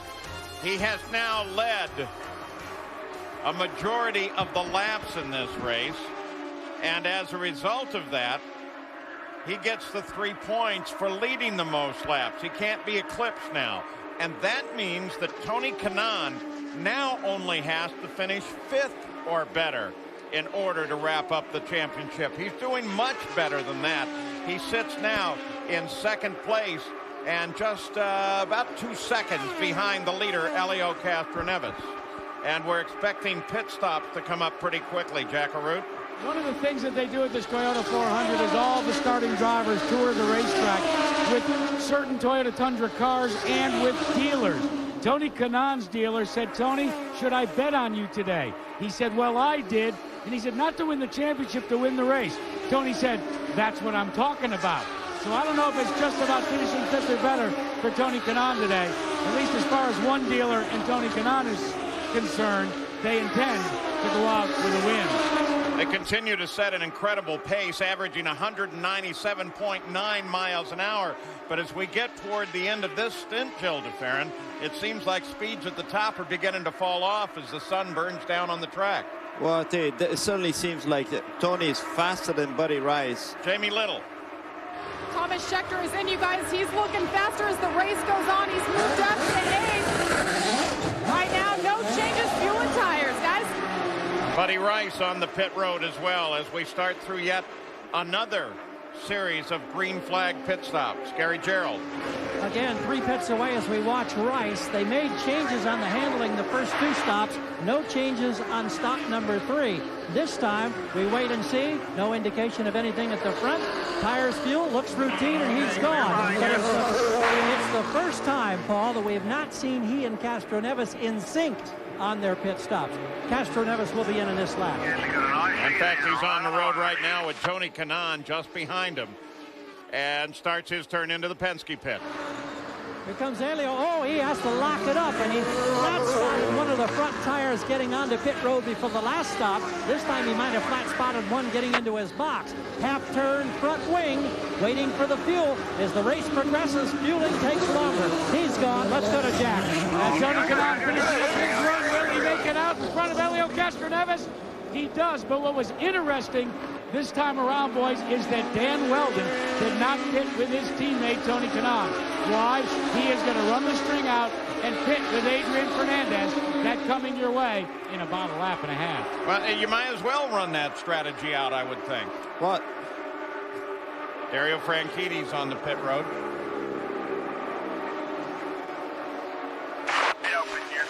Franchitti's coming in from 4th place.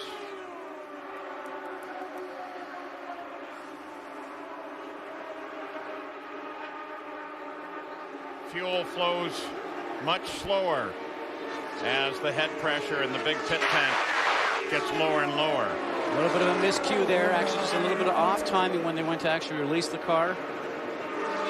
Here comes Fernandez and Dan Weldon. Interesting scenario that Weldon would decide to stay with his dance partner, Adrian Fernandez, in this battle with his teammate. Weldon sideways in the pit box, Jack. Whoa. But plenty of room to initiate and make the change of the tires and the fuel. Nominal stop for Adrian Fernandez as well. Now it's just taking a little longer than before to fill the tank, but both of the dance partners are away. But the question is, can Fernandez help Weldon get back to the front? Other Penske car, Sam Hornish Jr. on the pit road. Roger calls him in. You hear Roger in the background. Good job by Hornish as he comes in and hits his marks. Remember, this is the man who's won this race the last 2 years. Earlier this morning, he was added to the California Speedway Walk of Fame. They put his footprints, his signature, and a special plaque with his likeness commemorating his great victories the last 2 years. He's dealing from behind today, but a nice smooth stop for Team Penske. And Sam lights him up as he roars out.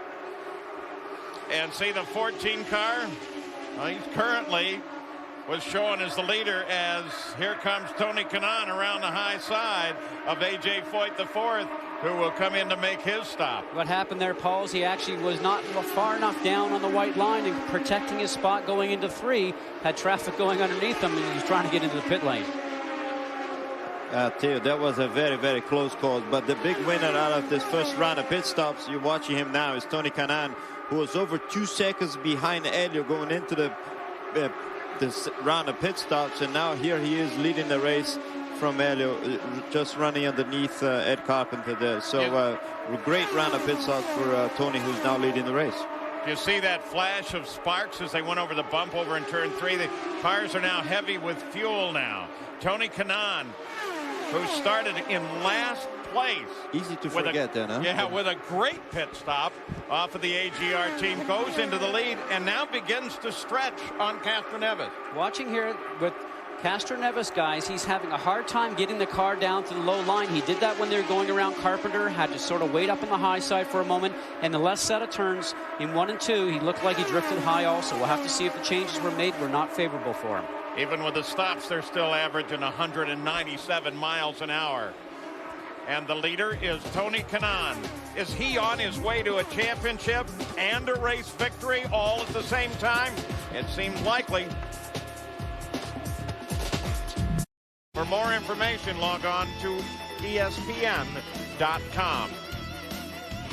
Well, at the California Speedway, Elio Castroneves, while we were away, took the lead back away from Tony Kanaan. But they are both continuing to hammer at one another. They are indeed. But one of the things they need to watch out is a fuel mileage towards the end of the race, because I just did a few calculations here. If they keep running flat out, they might have to do an extra pit stop there before the end of the race, because from lap 127, which was when they last stopped, until the end of the race is 73 laps. If you divide that by 2, it's about 36. So, and that's just about the number of laps they can do on each fuel tank. Gilles de Ferran, that's exactly what Tony Kanaan at least is doing right now. Again, finding it far more comfortable and preferable to run behind Helio Castroneves than to lead. Why? Because they want to conserve just a little bit of fuel. I know they just made their last stop, next to last stop, but already the proactive minds are at work in Andretti Green Racing, just like you. As we watch Daniela, who is Tony Kanaan's newest addition, and she is not at all concerned right now about the run by her husband, but Kim Green is just a tad concerned about fuel mileage. Right now they're going to just ride for a minute. You know what, Tony Kanaan has been a changed man in many ways since his marriage over the winter. She has really been a stabilizing force for him, and I'm sure in many ways is contributory to this championship. That battle for the lead, Scott Goodyear, is tightening down, because here comes Buddy Rice in third place, fastest last time around at 213.6 miles an hour. Let's go to Gary Gerald. Yeah, Paul, it's a little bit ironic, because they were just on the radio to Buddy Rice saying, help us out as best you can on fuel. So normally when you're talking that, you're talking about easing back, riding in the draft, getting that good mileage, which they tell us with the new fuel mapping that they have, you can get 2.5, up to 2.5, almost to 3 without any problem riding in the draft. And the leaders, they say, can do a comfortable 2.5. My, how things have changed in just a couple of years here at California Speedway. Well, Gilles de Ferran, those are big numbers. Well, I tell you that one of the biggest issues they have now is saving fuel against reliability, because one of the ways they can save fuel is by making the engine run leaner. You know, Gary was just talking about a different fuel map and stuff like that. The engine produces a little bit less power, uses a little bit less fuel, but it runs hotter. And you run in California here, you run wide open all the time, and that's always an issue for reliability. So you want to run as rich as you can and still be able to get to the end safely. But reliability is also, I think, a little bit in everybody's mind. It's Toyota and Honda running 1-2 in that ongoing battle between the engine manufacturers. Yeah, also, you know, you have Toyota that's really been pushing the envelope to try to catch Honda on the power stakes, and you never know. Are the Toyota engine as reliable as it used to be? Hopefully. This is the first time for them, really, with this new package. As you mentioned, exactly right. Coming here for a 400-mile event. So all these new updates just came this week and this weekend. So good point right now, because I'm sure that's on the mind of the drivers, because I know it would be on your mind and my mind, certainly, when you're in the cockpit. At this point, you start to hear everything that's going on around you. You know, every single noise the car makes, you're very aware of it. And speaking of hearing things, obviously we've been monitoring Tony Kanaan's radio pretty closely, and the team is just trying to reassure him lap after lap. Let's listen. Looking outside. Right corner. Hold your line. Clear. Good job. That's fourth place. Leader Fernandez. I don't think I can say that any more than this Jim, right now. Okay, you're doing a great job. Right corner. Still on your corner. Left plus clear. Good job, mate. Nevis has led the most laps. Just for your info, Nevis has led the most laps. Of course, that one voice is that of Kim Green, one of the mainstays in that Andretti Green Racing team, just keeping Tony Kanaan cool. But look now as the battle for the lead joins once again. One of the things that Kim was telling Tony there is that there's no way that Dan can lead the most laps now, and obviously telling Tony every single bit of important information with regards to the championship. And right now, as you watch these cars, all three of them in the league with Castroneves, Kanaan, and Rice, and Tony Kanaan right there, as he is on the verge of winning the championship. He actually is probably just buying a race team here very shortly. The bicycle racing team that he works up with in Miami, he's going to buy the team because he wants to make sure that those guys have all the best equipment to go off and go racing with. Tony Kanaan now needs only finish in 5th place in order to wrap up the championship. But how does Tony Kanaan, the race driver, see himself as a person?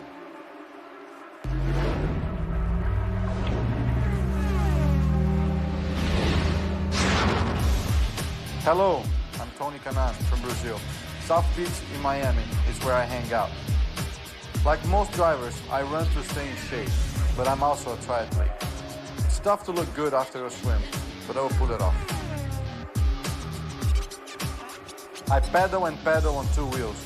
It may not be 220 miles per hour, but nothing clears your mind like a good ride. I'm Tony Kanaan. I do have the best conditioned body in the Indy Racing League. Have you seen my feet? I won't let you, because my right one is my secret weapon. Well, that magic right foot is working now for Tony Kanaan. 3rd place. He's been battling back and forth with Buddy Rice. Drops the 2nd once again. And, of course, his objective at the end of the day, besides the win of the race, is this cup, denoting Tony as the IRL IndyCar Series champion.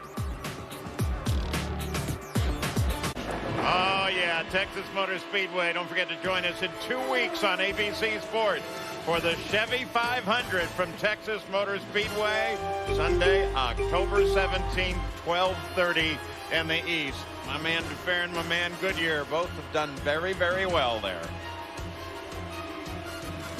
But right now we're at California Speedway, and it's the Toyota Indy 400, past the halfway point, well past it, actually past the 3/4 point with 153 laps of the 200 already complete. And Helio Castroneves is out in front with Tony Kanaan sitting right behind him, looking for a race win.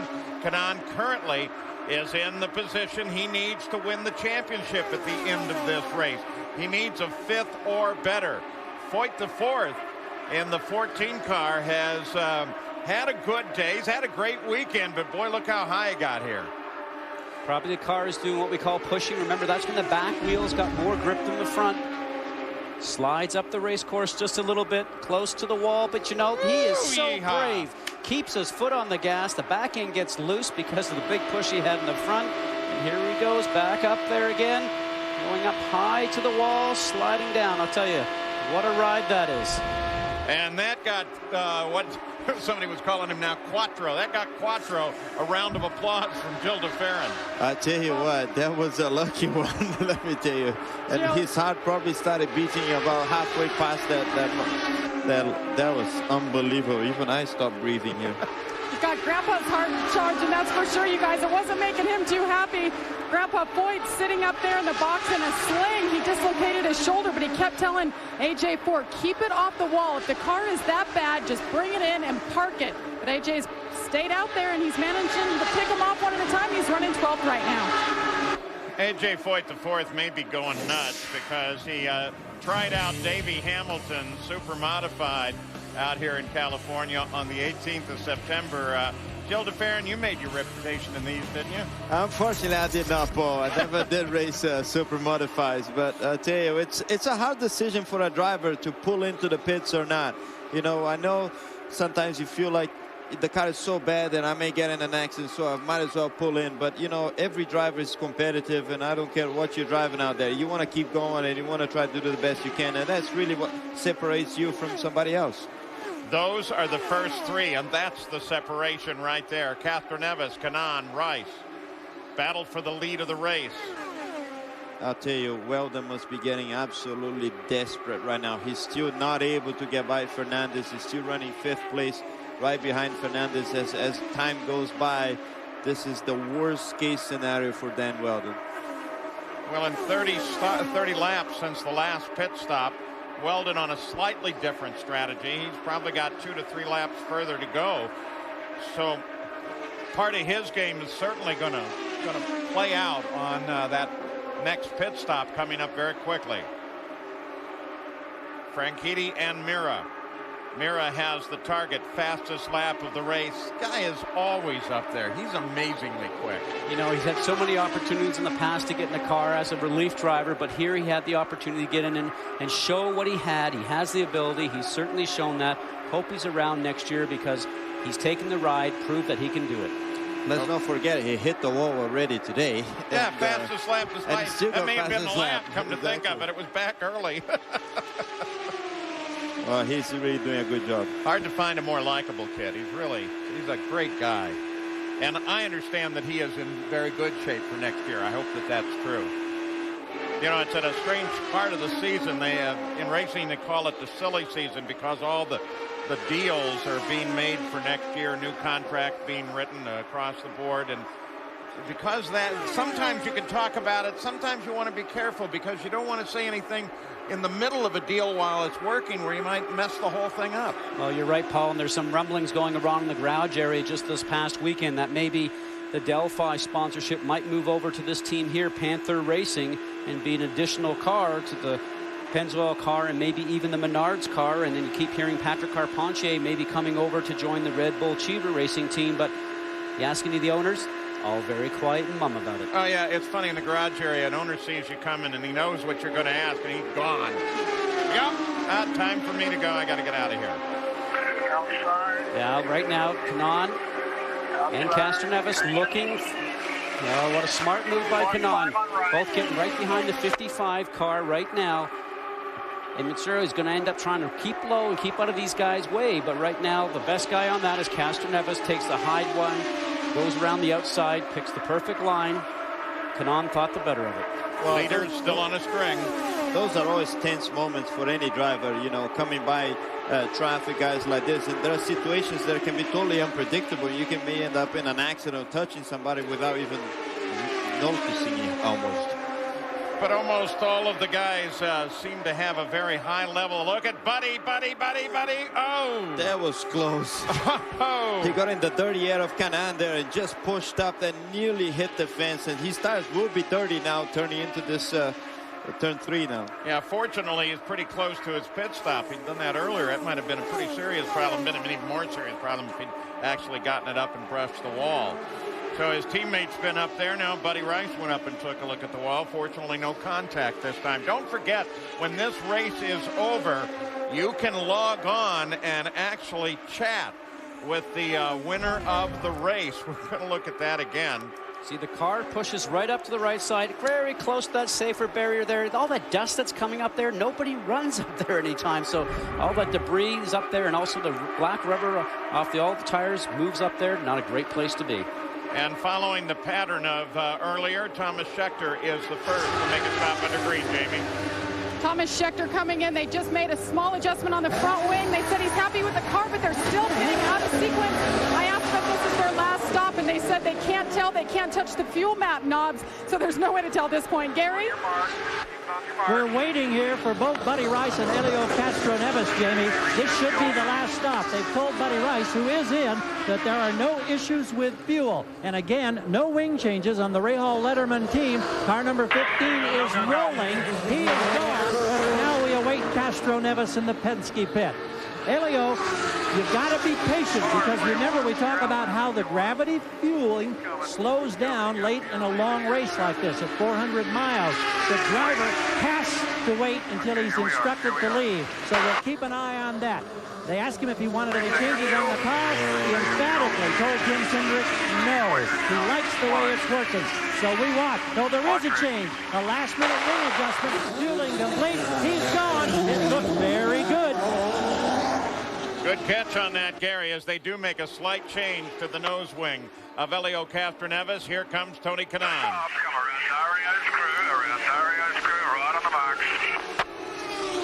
Those are very tense moments. You know, it's always the last stop. If something goes wrong, you don't have any time to recover.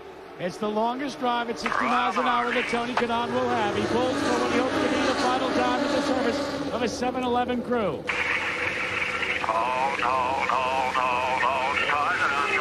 Well, you can see he wanted to go before the fuel was fully in, but patience and focus rewarded Tony Kanaan. They got a full load, and they should be able to go the distance now without a splash and go. Now Adrian Fernandez will be pulling onto pit road. He will be the final stop for this team led by John Ward as well. Fernandez, who ran so well at the beginning of the race, still trying to climb back up the ladder. For these pit crew members, they know that these seconds are exactly their opportunity to make the difference for their team. They reset the fuel meter. Waiting and waiting. All clear, all clear. And that's the sound that a driver likes to hear. All clear. Back to the war on the racetrack. You got a good view there of the single point refueling that a couple of the teams use. It was authorized within the IRL as Dan Weldon comes in as of the Indy 500, and it combines the vent and the fuel. Most people use the double hose system. Dan Weldon utilizing that single fuel hose as well as this team goes to work, trying to chase down Tony Kanaan. Weldon showing the same sort of focus. Nice finish for Dan Weldon, but not good enough as his teammate roared by at full speed. The hopes for a championship for Dan Weldon are all but gone now. Kanaan looks like he may have a championship here. Here's Hornick. 4, 3, 2, Cycling the last of those who have been on the leaderboard, Sam Hornish glides number 6 into position. Roger Penske with his left hand extended, holding him, telling him to watch him. There's the wave, and Sam is back out. What a phenomenal race this has become, averaging now at 199.4 miles an hour. With those stops, Castroneves goes back to the lead of the race, driving for that man, Roger Penske. Fastest race in history was last year here at 207 miles an hour. Now it's a run to the finish.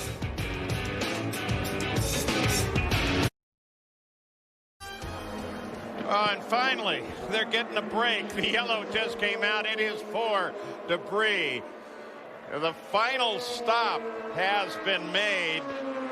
It's a sprint to the finish, and they think something's come off of the 17 car. Vitor O'Meara was in the pits. They had some problem with the car, and they weren't sure why it just suddenly went dead.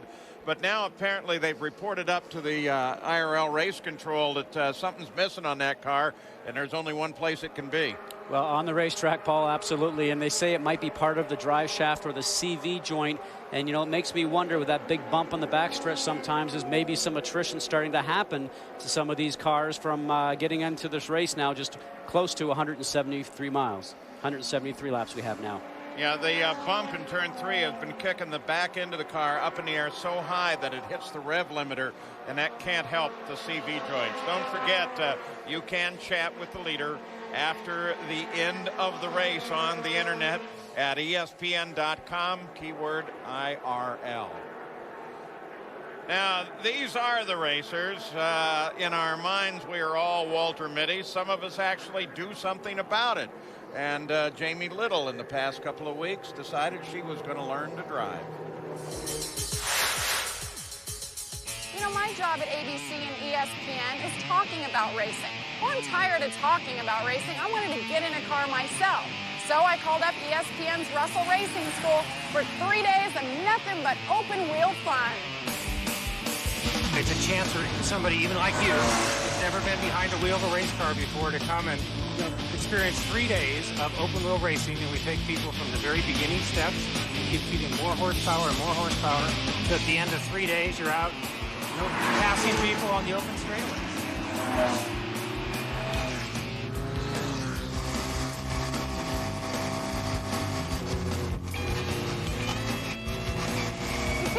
How good these IRL drivers are until you've been in a car yourself. I'm telling you, I'm absolutely exhausted. Those athletes are amazing. I want to thank ESPN's Russell Racing School for having us. Now it's time to be in the advanced car. I'm going to give her a little spin. See you later. Okay, for starters, Jamie, you don't want to say that you're going to take a race car for a spin. So put that down in your list of things to do. She did, in fact, get into the advanced car and took off to learn that session. I've I'm in the expert car, the advanced class. I'm actually going to take it, so I'm going to go give her a spin. Oh, damn. Why am I not? Come on, Jamie. Oh, God. Press that clutch. Grind me a pound. Now watch this. Watch this. Oh, yeah. Yeah, right. We're going to start with the gestures. Get out of my way. That's the early part of road rage already, isn't it? Yeah, Jamie, there's the other thing. Those gestures can be very costly in the pro ranks. Yes, they certainly can. And thanks so much for showing those outtakes. We had a great time, though, and I am going to go back for that advanced class. And then they've talked me into racing. So I'm going to get the full experience, and I'm going to get it dialed in. And next time, you know, we're not going to have those outtakes. But let's get back to real racing and Jack a Root. Well, we'll see if you can get you a ride in Andretti Green Racing. Jamie's gone to school now. She wants to drive for you, Michael. He goes, oh, good. You weren't too convincing here. Are you really bound up real tight about this chase for the championship? You've been stationed here in Dan Weldon's pit. You've been monitoring everything going on with your team. What does it feel like to you right now? It's going okay. You know, we just got to – this yellow didn't help any for Tony for sure, because now it's going to be a shootout. But we'll see. Dan now is up in there as well. But the guy I've been watching all day is Fernandez. I think he's going to be the guy to beat now. But, you know, where Tony is now will win him the championship, and that's what we want. How do the dynamics change, though, when you chase for a championship and the two guys that are chasing each other drive for the very same car owner? You let them race. You know, that's the fun part about it, and they love it too. They are really good friends, and they want to beat each other, but you know they're going to be good, clean racing. Guys? Well, there's Dan Weldon. He's currently 5th. He needs 1st, and it really doesn't matter at any point because Tony Kanaan is now in 2nd place, and he only needs a 5th or better. When we go back to the green flag, it no doubt will be a sprint to the finish. All the stops are done. All the work is done. It'll be Castroneves, Kanaan, Rice, and Adrian Fernandez, with Michael Andretti surprisingly picking Fernandez as a possible winner.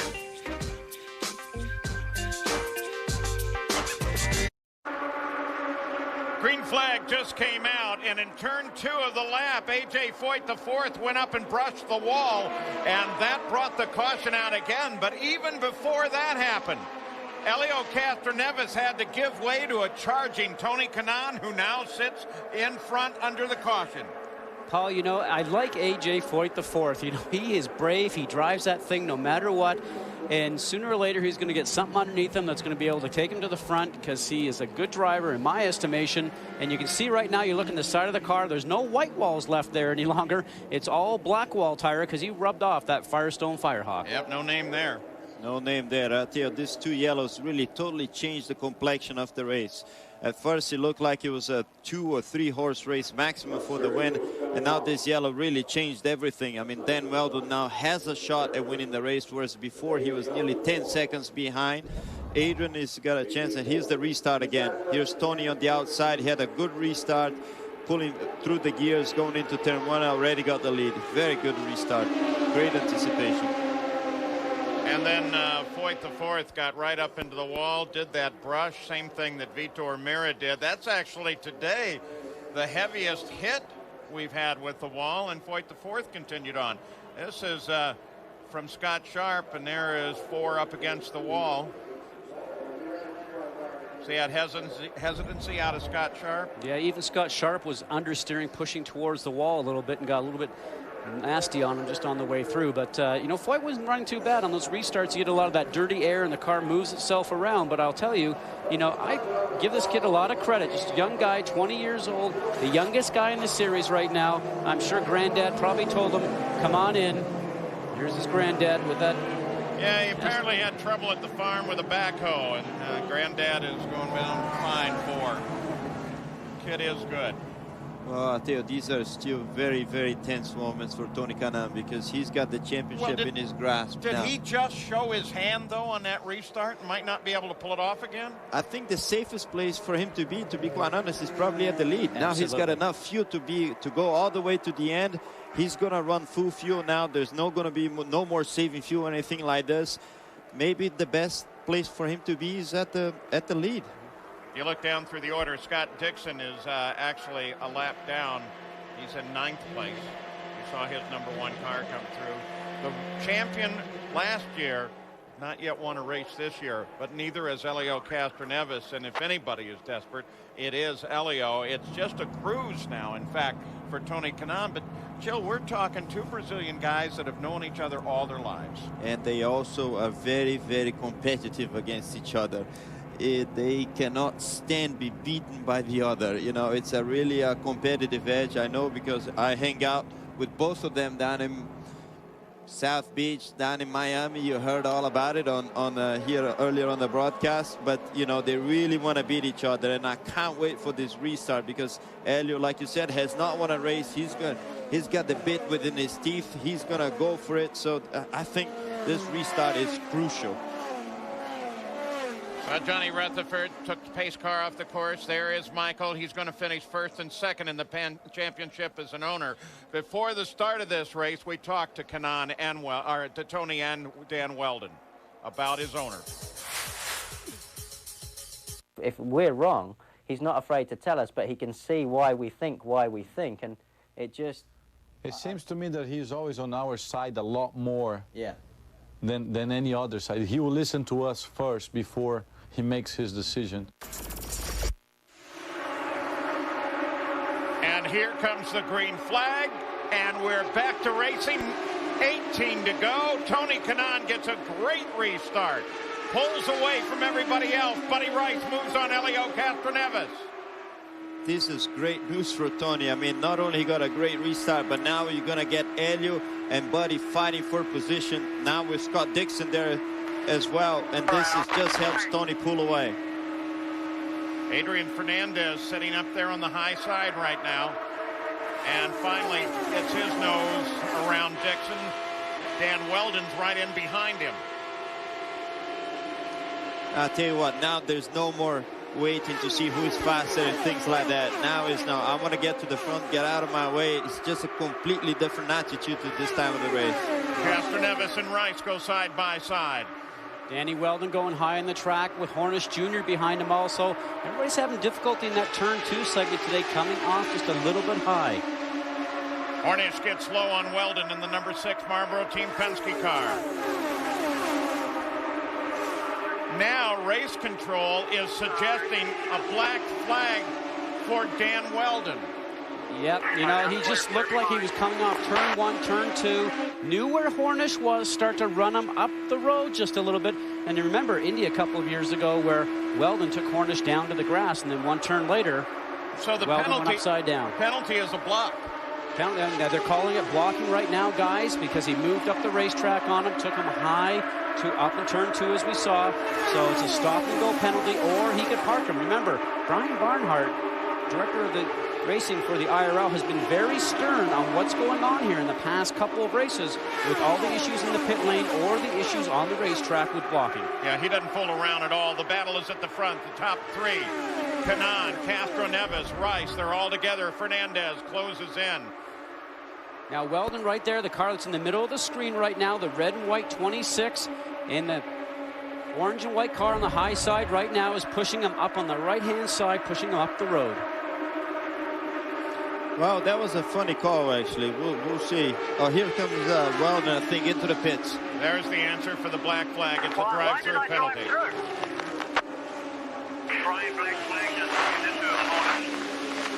Dan doesn't... Whoa! And that's Alex Barron. He was in 11th place, and that's a pretty substantial hit. Right side.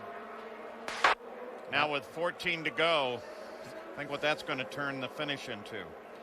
Absolutely. Alex appears to be okay. Yeah, there's a signal he's okay. Takes the wheel off, sets it on top of the front column. Just before we continue on with this, let's go back to the Weldon thing and just talk about it for a second. You know, Weldon had some traffic on the lower side of him, so it'll be very interesting to sort of see what that comes out with, because maybe he had no place to go except move up the racetrack. So that stop and go came just before this, so if there was any good news in it for Weldon, that may be that while he was coming out, the front of the field was slow and going into 3. And the key thing is he probably did not go down a lap, which is a very lucky thing for him in this situation on the unlucky part from Alex Barron. We're going to look back from Townsend Bell. There's Barron.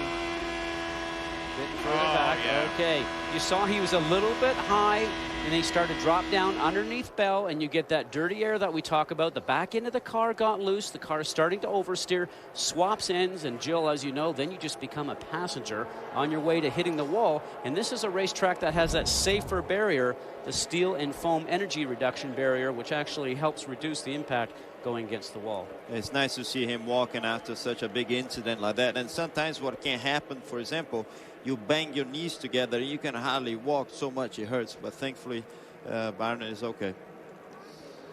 So Alex Barron climbs out. It is still going to be probably now a 3-lap battle to the finish between Kanaan and Castroneves.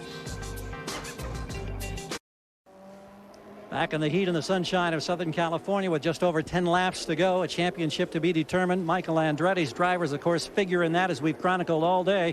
But this black flag incident for Dan Weldon, how tough is that to swallow? Yeah, pretty tough because to me it didn't look that bad. I've seen a lot worse things happening out there, and I was quite surprised at the call, but that's the way it goes. How frustrated is he? He's frustrated, you know. It cost him a good 3 or 4 spots. So, you know, now it's going to make it tough because, you know, Buddy's up there now and he's going to gain some points on him. So it was really disappointing. How about the situation as far as Tony Kanaan is concerned now, getting this much closer to clinching this whole deal? Great satisfaction. I know you've talked about that. What concerns do you have for these remaining laps when you go green? Well, just stay safe and hopefully stay in the position he's at. You know, that's what we want to try to do. You know, he asked me how he should approach this race, and I told him just go for the win. And so far, he's listening. I hope he listens all the way. Well, from a man who knows what it takes to win a championship, now owning a team with a possible championship, and there aren't many of those. That's a very short list. We'll enjoy these last 10 laps. I'm sorry, I didn't hear you. We'll enjoy the last 10 laps. It's going to be fun, for sure. There's one of the advantages of a driver, now owner, is he can look at that call and analyze it as a driver. We've got 2 here, Jill DeFerrin and Scott Goodyear, and I'm not sure you agree. Well, you know, I certainly understand what Weldon was trying to do. He was getting a bit of a draft off of Dixon, who's ahead of him, who's down a lap, and he wanted to move up the racetrack. But you have to be cognizant of what's around you. And I think that's what Brian Barnhart was looking at, is that he made that move and moved Hornish up the racetrack. So, you know, in his case, he looks at that and says, hey, he should be aware of that, and that's an infraction. Could have caused an accident, and I'm sure that's why the penalty was there. Jill? Well, Scott, I actually disagree with you because I think if you look at the replay carefully, you could actually make an argument that that Hornish was trying to play chicken with Weldon, and the proper etiquette would be for Weldon to move up the road and Hornish to follow him up the road. And I actually think that the penalty came later on in turn 2, where he was in front of Hornish and just kept moving up into Hornish's lane to try to get the air out of him. But, you know. But if you and me were on the top side, yeah, we'd be trying to box him down on the bottom side behind Dixon. See, but you can't do that. That's I think it's illegal to do that, and not very nice, Scott, okay? Talking from a guy that was very nice. Yeah, there we go. That's the best one I've heard today. You weren't very nice. Yeah, Scott, be nice. They have always been pleasant on the racetrack. Well, I tell you, with this restart here now, it means that Dan Weldon has one more chance. He must be frustrated as he can be, but he's got one more chance to go, and here we go for the restart. He's one guy he's got no option but to go for the win. Green. Castroneves sets up high and then drops right in behind Tony Kanaan. You ride with Fernandez. He looks high. He's looking for Castroneves. Still there. Remember what Michael Andretti said? He thought maybe Fernandez might be a winner. Kanaan still out in front. Kanaan pulls away. Fernandez stays right with him. Great restart by Fernandez. I'm telling you, he must have some great restart again. Really anticipated it well, and now he's going for Kanaan as well. Fernandez goes for the lead. We've seen this so many times before from Fernandez. He's doing it, but Castroneves got past just by about 3 or 4 cars and actually had them going high and low on him going down the backstretch. Oh, Tony Kanaan's on the point of the pyramid now. What does he do? Does he go for this lead, or does he just take it a little bit easy and settle for something other than the win, but settling for the championship? Right together on the backstretch. They're so close together. I actually wish he would take a little easy, because this is making me very nervous. Still there. Nose ahead for Fernandez. Still there. Still there. Ooh, very close there. Look at all this crowd standing up, just loving this stuff right now. But I got to tell you, Thomas Engel and Thomas Scheckter. Big accident. That one was coming off at turn 4. Pretty hard smack with the wall. Fernandez was shown as the leader at the line. And this may be the end of the race. As the yellow came out, exactly. That is a lot of damage on that yellow Pennzoil car, guys. 194 laps complete. Fernandez had a nose ahead at the line. So as the yellow came out, it was scored as Fernandez, Kanaan, Hornish Jr. Now, you saw him go down on the apron. He knows there's a crash in 4 because his spotters have told him that. He's looking for a clean way through the racetrack so his tires don't run over any of the debris and maybe give him a puncture. Well, Thomas Scheckter is okay. Tomas Engel from the Czech Republic in his first race ends it with a crash against the wall. Look on the top of the Delphi safety team there, that little bump. They now have a camera system, helps the medical team keep track of what happens once they go to the rescue point. Whoa, that was just a big loss. Thomas Scheckter, the yellow car, with Thomas Eng in the front. Thomas Eng just got completely loose. The car swapped ends on him. Thomas Scheckter was just a passenger in this, guys. He had absolutely nowhere to go. Nowhere to go, for sure. Probably pushing that brake pedal through the forward bulkhead, though, trying to get it stock. Here's coming to the line. Look at these guys fighting for position. How? Okay. So, yeah, all right, I got it. That might be the victory there, guys. Yeah, that may have been it. 9/10,000ths of a second as they got to the line. Gary? Well, Michael Andretti immediately went sprinting down to the pit of Tony Kanaan and checked with the team, and then just got confirmation apparently through officials at the IRL. You're going to be back in first place with your driver? We're back in first. Well, I saw the yellow came out before the start-finish line, and obviously he passed us before the after the start-finish line. So they're correcting it, so it's great. You know, they made a good call. Just another wrinkle in your new career as an owner, huh? Yeah, right. No, it's just awesome. I mean, Tony did an awesome job today, and the whole 7-Eleven team. So just dream year. Dream year. You think they'll get this thing cleaned up in time to get going? You get any feel for that? I hope not. That's about as honest as it gets, I think, right there. I knew that answer was coming. Yeah, one very relaxed Michael Andretti. So they put Tony Kanaan back into position. The yellow being called at the time. Well, now we're getting a different update, and now they're suggesting that the timing line in the 4th turn, Fernandez had a nose ahead, and so they may be going to swap these positions again.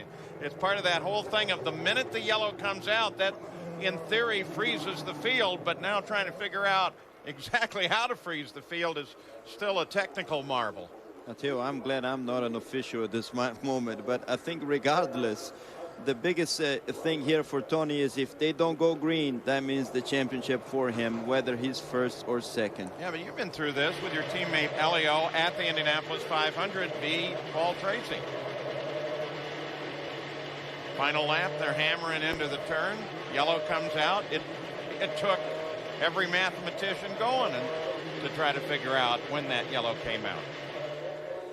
So they get Thomas Schechter's car and Engel's car off the course. We'll get medical updates on both of them, but the news appears to be good right now, and we'll be back. See if we're going to finish this under power. 3 years of free.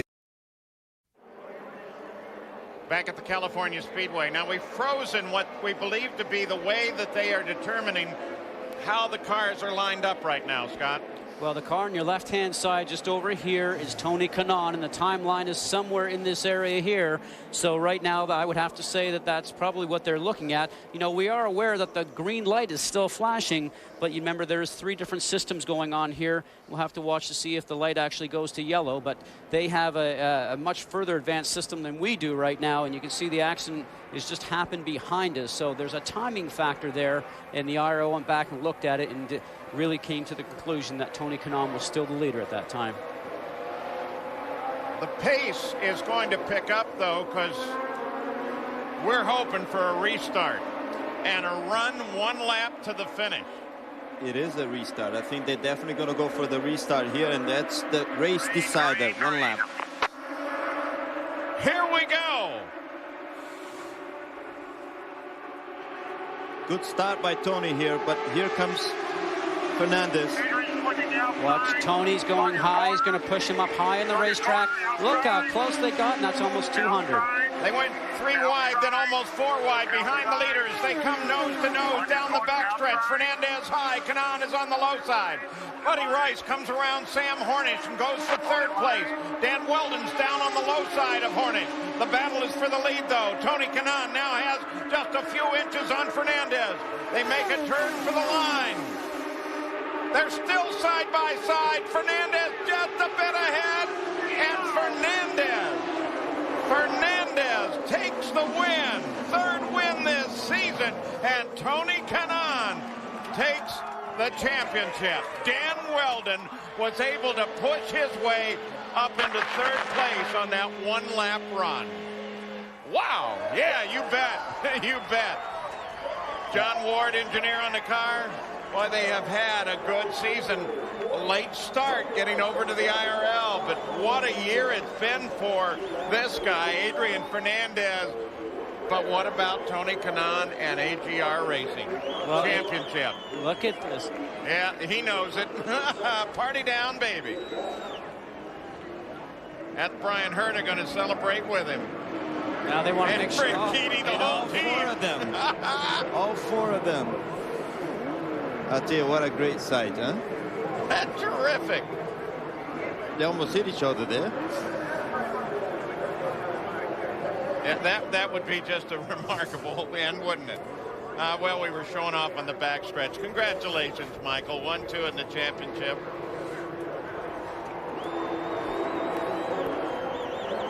Well, with 1 lap to go, they came out with the green flag. Great work by the Delphi safety team. And there is the finish. Wow. High side does tend to work if you're going to run for a close finish, though, doesn't it? Remember we talked about Adrian Fernandez a little bit earlier, the only driver over 40 years old, Paul. Won 3 Gary races Gerald. already. Michael's got to be a happy guy. Well, he's getting congratulated. Kevin Savory coming over there with a hug. And I'll tell you what, just about the time you think you've seen everything in motorsports, there's always another wrinkle, and you've just experienced one. Yeah, there is, but almost a perfect day. But, boy, Tony did a hell of a job. And then Dan coming up there snuck in and finished 3rd, which put him ahead of Buddy. So, good day. Are you disappointed that it couldn't have been the perfect ending that you thought might happen here for Tony? I guess you can't get too greedy. It has been a fantastic season here again, completing all the laps, top 5 finishes except for the season opener. Have you ever seen anything like that in your career, Michael? I got to say, no. I mean, it's been the most incredible thing I've ever seen. So it's just great. We got to enjoy it now. Where's the party tonight, by the way? We're going to take Tony out and have a little Jim Beam tonight. Another subtle way to get your sponsor in. Look at Tony Kanaan and Dan Weldon. That's friendship. So here, after 15 of the 16 races, with that spread of 80 points, Tony Kanaan wraps up the championship. We'll be back and talk with all of them.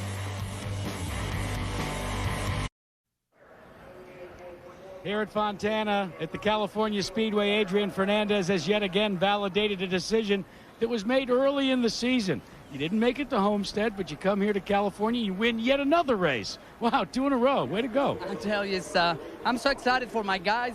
We worked so hard, and we've been on a roll in the last few races. We know what we want, and this baby's been fantastic. I tell you, it's you know, my team is they're done all the job, and I'm so proud of them. Consistent. This is a race. Let's go back to this last lap. We're showing it right now, and just take us through the emotional roller coaster and what you were trying to do.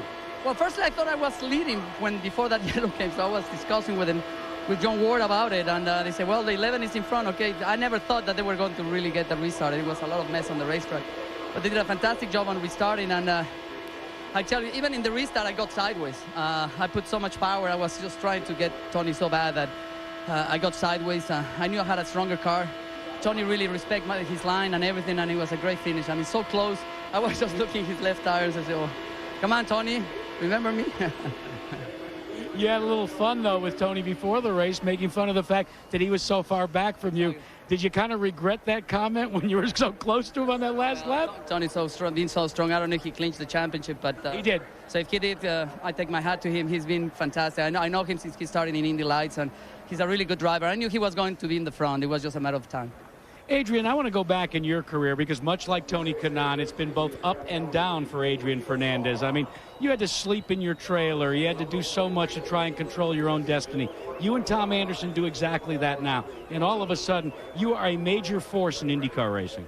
Well, you know, you just have to wait when your opportunities come. And then when you get them, you know, you just get a few good opportunities. And when you get them, you have to take them with all your arms. But you know, the most significant thing for me is not that Adrian Fernandez is winning as a driver. He's winning also as a team owner with a great partner like Tom Anderson. And that, for me, is everything. Paul, one thing that he's got to work on, though, when he pulled into victory lane, it's the opposite end of where his team was located. I had to help him get out of the car. Oh, I'm surprised he got out at all. We have some emotion. There is part of it. Tony Kanaan has taken the championship. Everybody on the team is happy about that. The monkey is off his back early. His wife, there may be the key story in this championship once it's all said and done. Total stabilizing influence for Tony Kanaan. But he has always been dedicated on a championship. And the dream of he and his now deceased father finally fulfilled for Tony Kanaan. We'll be right back.